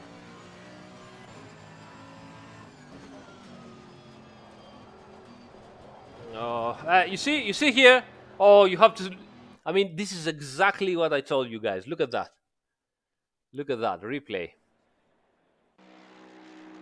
Inside. So I'm arriving here and I'm overdoing it on the brake zone. Okay. So I'm trying. The apex is good, but I'm carrying way too much speed for my level right now for the setup and everything. So that's all on me. Okay, and you will see how the car starts to sliding because I'm going on the accelerator too fast, sliding into understeer. All right. So let's do this also slow. So look at that, understeer, and I'm going wide. You see, and now I am going over the curbs with lots of steering input, lots of steering input. And what happens? Zoom. Look at that. Look at how the car reacts badly. Instant oversteering. Complete. I mean, yes, I kept the car, but look at all the controls I have to see. And when you see it like this in slow motion, it was one thing. But have a go at full speed and watch how the car became extremely nervous. Look at that. In, understeer, way to my steering input, and boom, boom, instant slap, left, right, right. So I mean, and this with a front mid-engine car. Imagine a rear mid-engine car or a rear engine car. It's gonna be, terrible. So this is why on that turn all that bad stuff happens. Okay.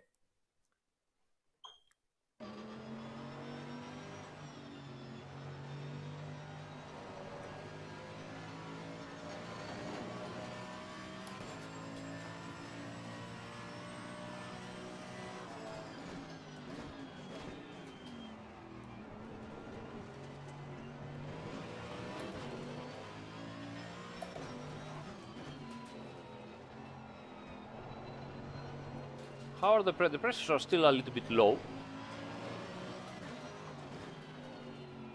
Oh, the sun, so nice over there.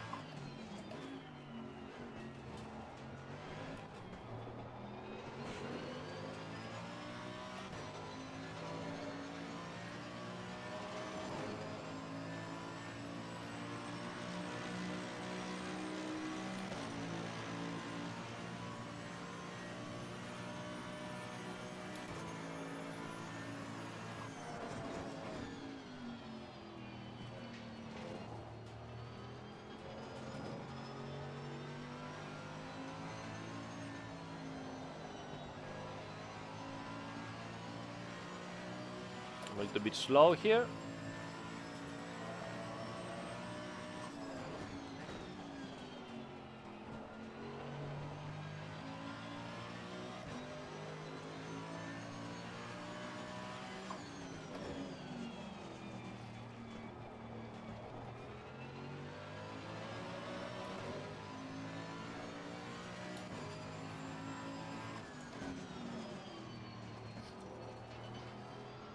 Yeah, maybe I should do second gear too.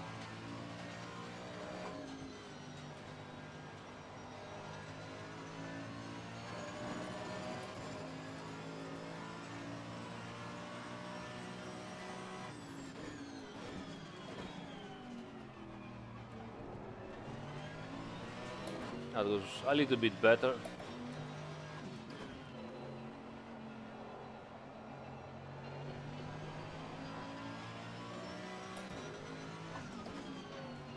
Nice. The sun over there, blinding.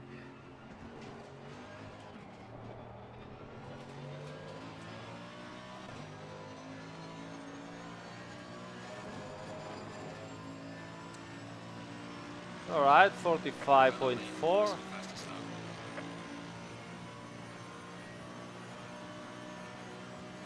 Yeah, let's try the second gear there.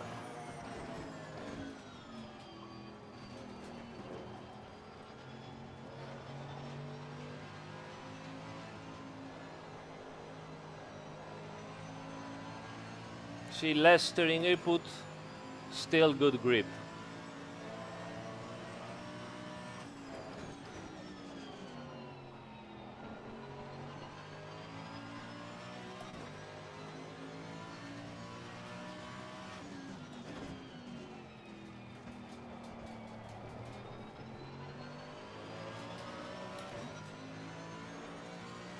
Okay, let's try second gear here.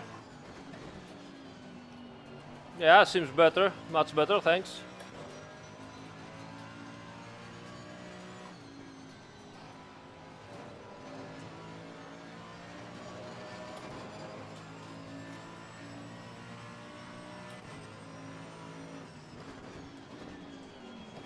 Ah.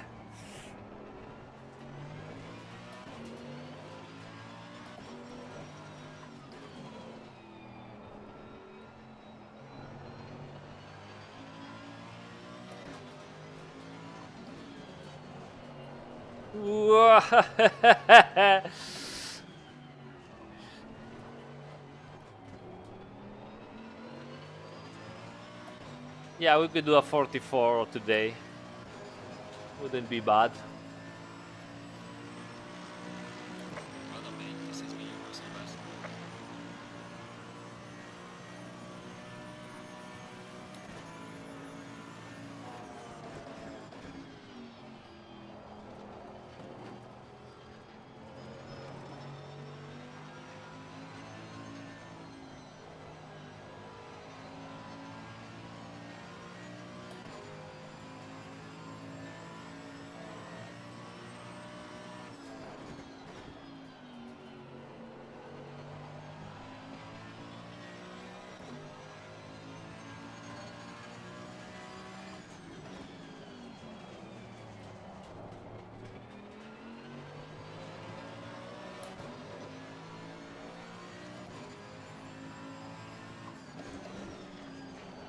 Ah, too much. Oh, can't. Okay. Okay. Yeah, okay, okay. I mean, if I push, I can do a 44.9, but there's no point right now. It's late. What I wanted today is okay, I have an idea what to do now on the track, all right? And that's important. Uh, it's still very early days, okay? And obviously, it doesn't really matter to do much practice right now because I'm tired. So I have to do in the following days, I have to do some extra practice and slowly get better, better, better. We have a great indication which says that if I push it a little bit now, I can do a 45 low, which means that, I mean, look at that, look at that, look at that. Oh, wonderful, wonderful. Simone is an amazing artist.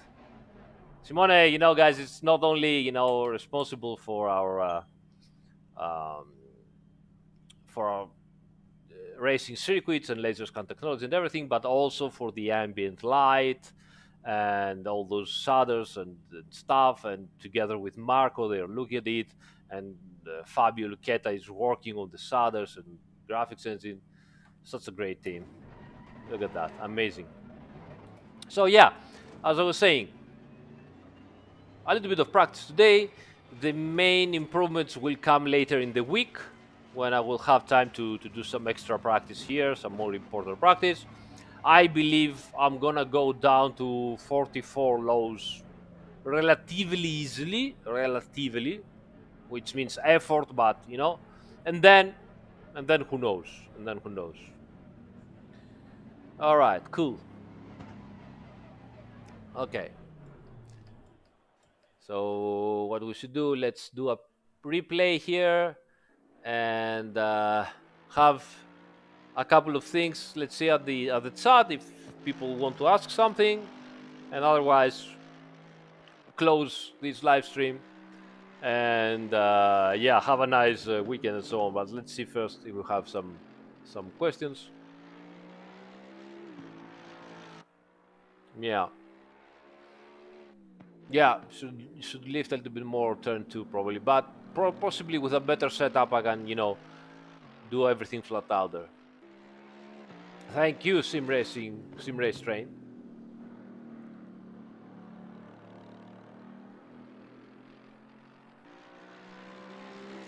Ah, yes, of course. Yes, yes, Dave.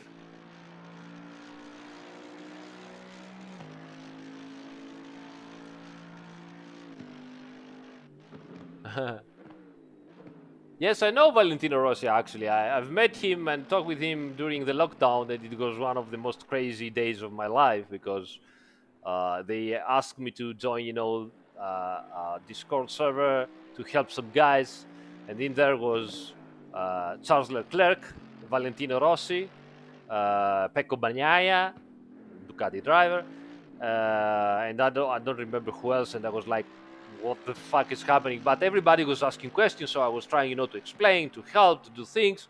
And at some point, we had to stop, and the guys, continue to play the game and doing their practice lap and everything. So I had some moment of free time, let's say, and I stopped and I was like, what the fuck just happened? Those moments that you say, what am I saying? I mean, there was Leclerc that he was, telling me, oh, well, I'm doing that turn. I was like, no, you have to do it in a different way. And he was like, no, no, because I want to. No, listen to me. You have to do it in that way. Oh, yeah, yeah, it works. And I was like, am I really saying at Leclerc how to drive right now? Why? I mean, yeah.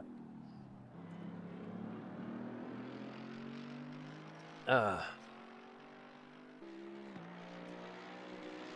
Yeah, yeah. Valentino was really impressed to find out some behavior on the simulator 488 that instantly remind him the actual real car that has raced. It was like, wow.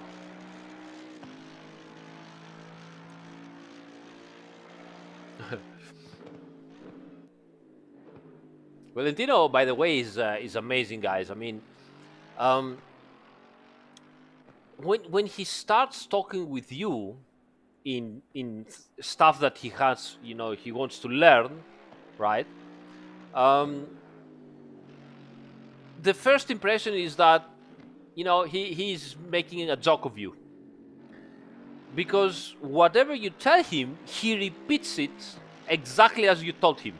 So if I tell him, press ask, go to the options, and press control, and then go to the scroll down, and then go to the cycle camera, let's say, okay.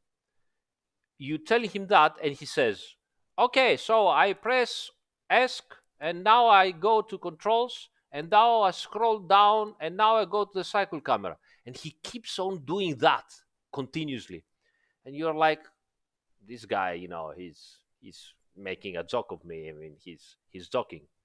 And instead, is this is something, by the way, that it's actual a specific method of learning things, and be certain that whatever they tell you, you learn it and you do it exactly as you should do.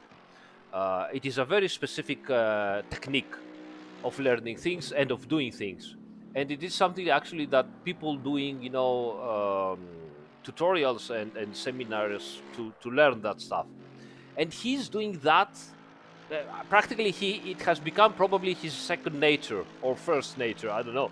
And he's doing that automatically, and whatever you tell him, he's repeating it you know and at first you're like, what is happening? And then you realize that by doing that, he never does a single mistake, and I believe that he learned that thing to do it properly during his MotoGP training. It's really amazing, and all those guys are so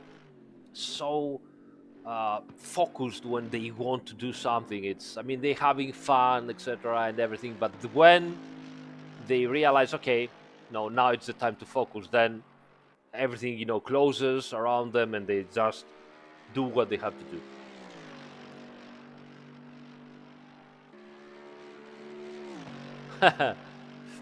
Nice, nice.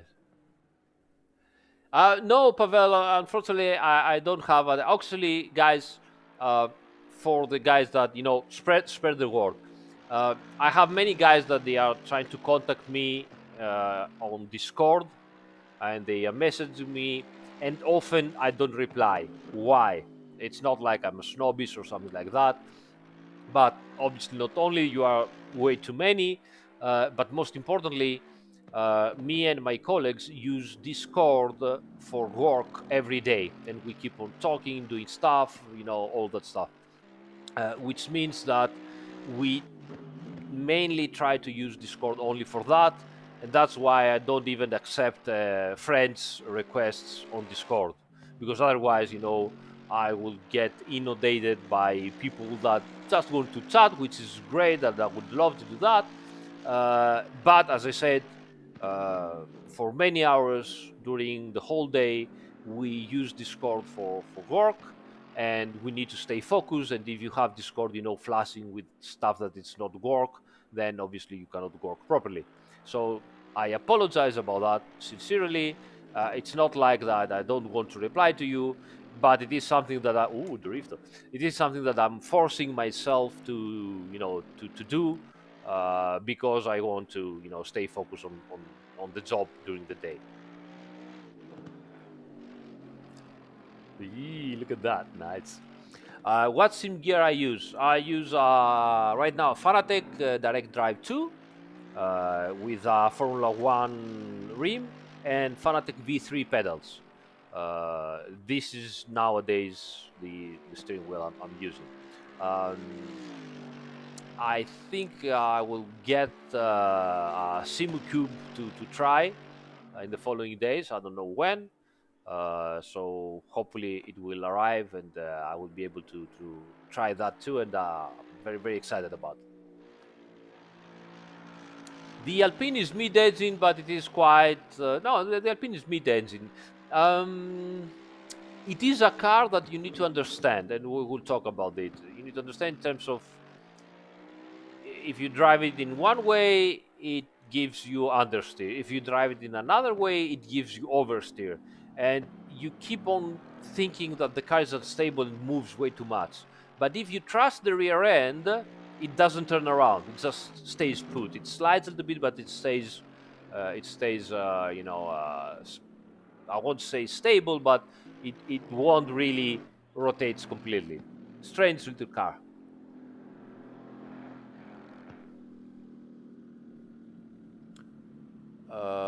If Semi the Mr. Fly 85, if you have stutters, mate, then I highly advise you to check your system for things,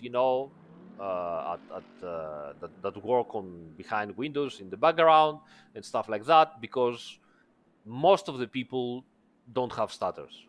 So watch out for that. If you have join lags during the qualifying or practice session, that's something that depends on how fast your hard drive is, or your SSD, and they will always happen when the system, um, loads a new car. But that happens only when someone joins. When someone joins, you get that stuttering, which is called join lag. But if you're talking about stuttering, generic and constant, something is going on in the background of your system.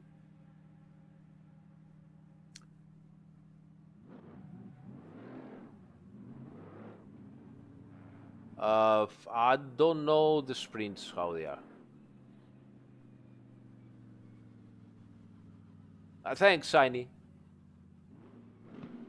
I think so, Pavel. Yes, I will probably stream when I will try the Simicube.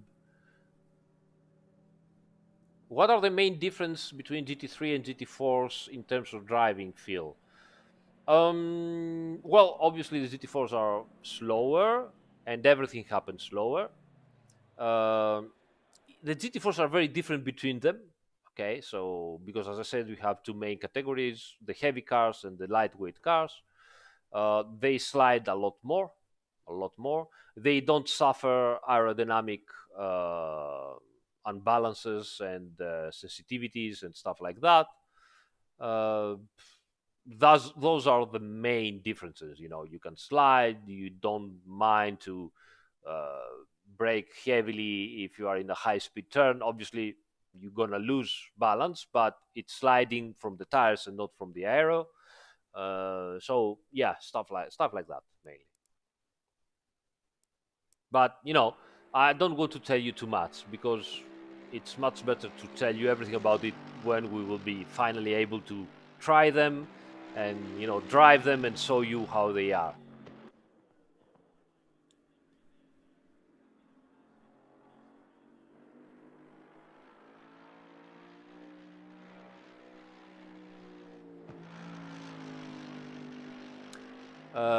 Ahmed Cool. Ahmed Cool. Ahmed. Sorry, mate, for the last name. Any tips for catching backend slides? Yes. Well, obviously you have to counter steer. Okay. Obviously you have to dose the accelerator. Not too much, not too little.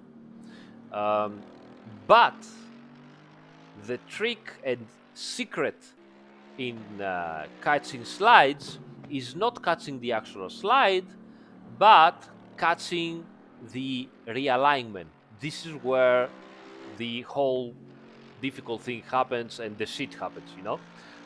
So let's say that let's go there where I did the very very high drift. Where was it? Not here. Not here. Not here. Where was it? It's gonna be the last one. Not so much here, but maybe this is something to watch. Ah, this one. All right. So this one. So let's see this one in slow motion. Okay. So I'm going in, and obviously I have oversteer. So counter or counter steering, no problems. Keep on the accelerator, not too much, not too little. But oh come on. But here is the the secret of counters for catching the slides. Okay, so you have to be fast, counter steer, keep it a little bit, don't overdo it because those cars have slicks with very small um, slip angles, which means if you overdo it, it would slap you and go from the other side. So keep it a little bit there and go with the slide. You know you're going to lose time, go with the slide. But counter steer, I believe that you can handle the counter steer, right? Now, here's the trick. Now, this is exactly where either the magic happens or the disaster happens. When you are about to feel and you almost felt that the car is stopping the rotation, it's slowly slowing down the rotation, right? You are counter steering and the rotation is slowing down, and you know that the car is grabbing, it's having grip again at the rear, right? This is where you really need to be proactive and very, very fast. This is where really you have to be very fast. I'm not talking like, oh, I'm counter steering and back. No, you have boom, like this, okay? You really have to be very fast and put your steering wheel straight again in the realignment. This is called the realignment. So when you are on the slide, you are counter steering, you are sliding, and you feel that the rotation is stopping. Okay. Now, as the rotation is stopping, before it stops completely, you have to realign as fast as you can and point straight. Look at the car, how it realigns itself, and it is very violent in doing so. Look at how violent it is. So we go in, all right? So we go in, the car rotates, you see? I'm counter steering, look at the front. Everything is fine now. And now look at this. Look at how violent the car becomes. Pam! Did you see this last second? See how violent the car became at the realignment. Look at that. So this is all nice and smooth, right? Now exactly now, look at that. Bam! Did you see how it accelerated? But see and watch carefully how my tires, the front tires, are going to point straight. You see, I'm still counter steering. Okay, look at how fast my tires are going to point straight. Look at that, straight. Zack, they are already straight. They are pointing, you see, straight.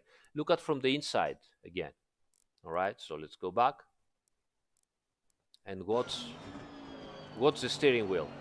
So counter steering, no problems, even a lot. Okay, and now the car stops rotating, and now look at how fast I'm going straight. Zoop! Even at 1.0.1 1/10 of the speed, you can see how fast I'm turning. And look at that at full speed. Okay, full speed. Look at that. Counter steering. Zack!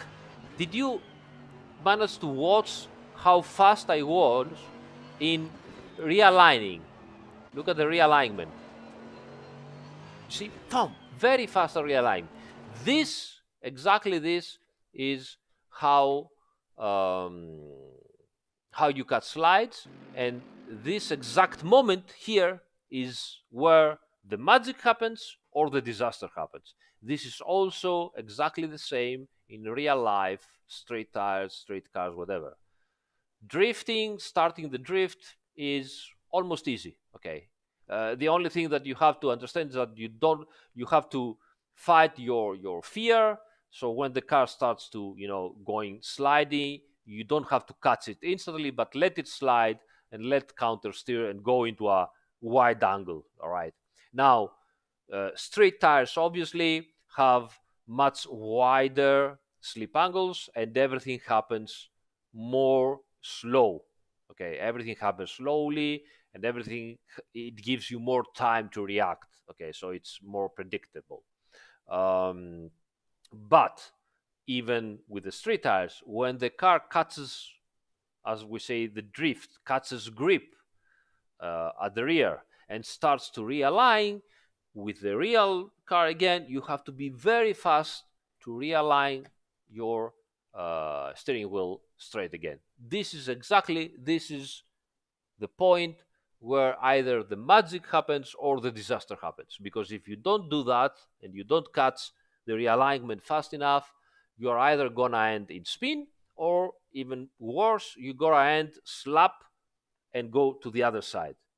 Okay, because the car is going to be, and we can see that happening here. Look at this. Look at this. Did you saw that? So let me show you this slower. Now you will see that the car caught, grip again. It has grip lateral, and my realignment is not that fast. And so the car does this. I was fast enough to catch it, but it wasn't perfect. Look at that. Slide, boom. But I was fast enough. But it wasn't elegant, because it did this thing.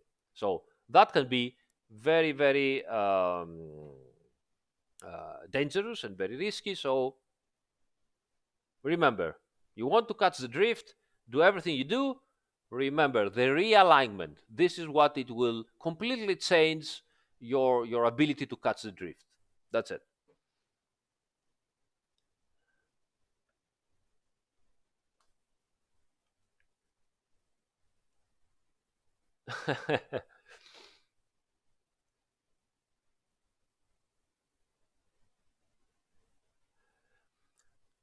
um Pavel says if it's better to change the preload on the differential when we have mid corners, oversteer on coasting, or is it better to work on aero? I would say if it does it on every single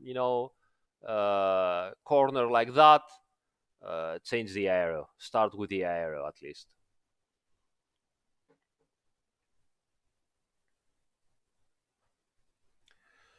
Um, yes and no, Shiny. Yes and no. Those cars are already very stiff, so whatever you do, you still remain stiff enough. So yeah, it's not. I mean, for example, drift cars on street tires or on semi-slick tires usually use very very stiff setups. Why is that? Because they don't want, but they are experienced drivers. Okay, and they have a lot of power. They don't want the body of the car to move around in the suspension when they catch the drift in realignment or when they go left to right. Okay, but this is a different thing because it also we're talking about professional drift drivers. They know what to do and they have lots of power to keep the car going into drift, and they have lots of lock because the most important thing is the lock. With the racing cars, this is all the lock you have, and the front steering wheels are like 15 degrees. With drift cars you have 90 degrees, or okay, if it's not 90, it's 60 degrees, so that changes everything. You can be on 60 degrees drift with your foot down, the rear tire spinning, and the car still goes straight. So that's different. A softer setup here with those cars might give you a little bit more time to react, so it might seem more easier to catch. It won't be elegant, but either way, you shouldn't drift here. So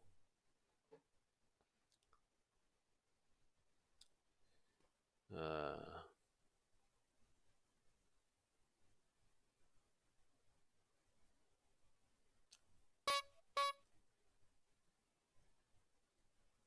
yeah. All right, guys. Almost 2 o'clock in the morning. I would say that's enough. Okay, guys. Huh? And what can I say? Thank you so much for all the support. I mean, it's amazing that we have almost 200 people watching right now in 2 o'clock in the morning. I hope that you liked those two streams today. Obviously, I'm gonna cut everything. I will cut the first stream to show you how to behave into a long race. I will cut the did you know material. I will cut only the circuit walk and then the lap times and stuff like that. So thank you so much. Patience. One weekend. On Monday we have the YouTuber stream with the GT4 cars preview. We're gonna do a couple of races. I will be in. I will be streaming. So watch out on Monday. I think it's 13th of the month. We're gonna be streaming the GT4 car. So see you on Monday, guys. Thank you so much for everything.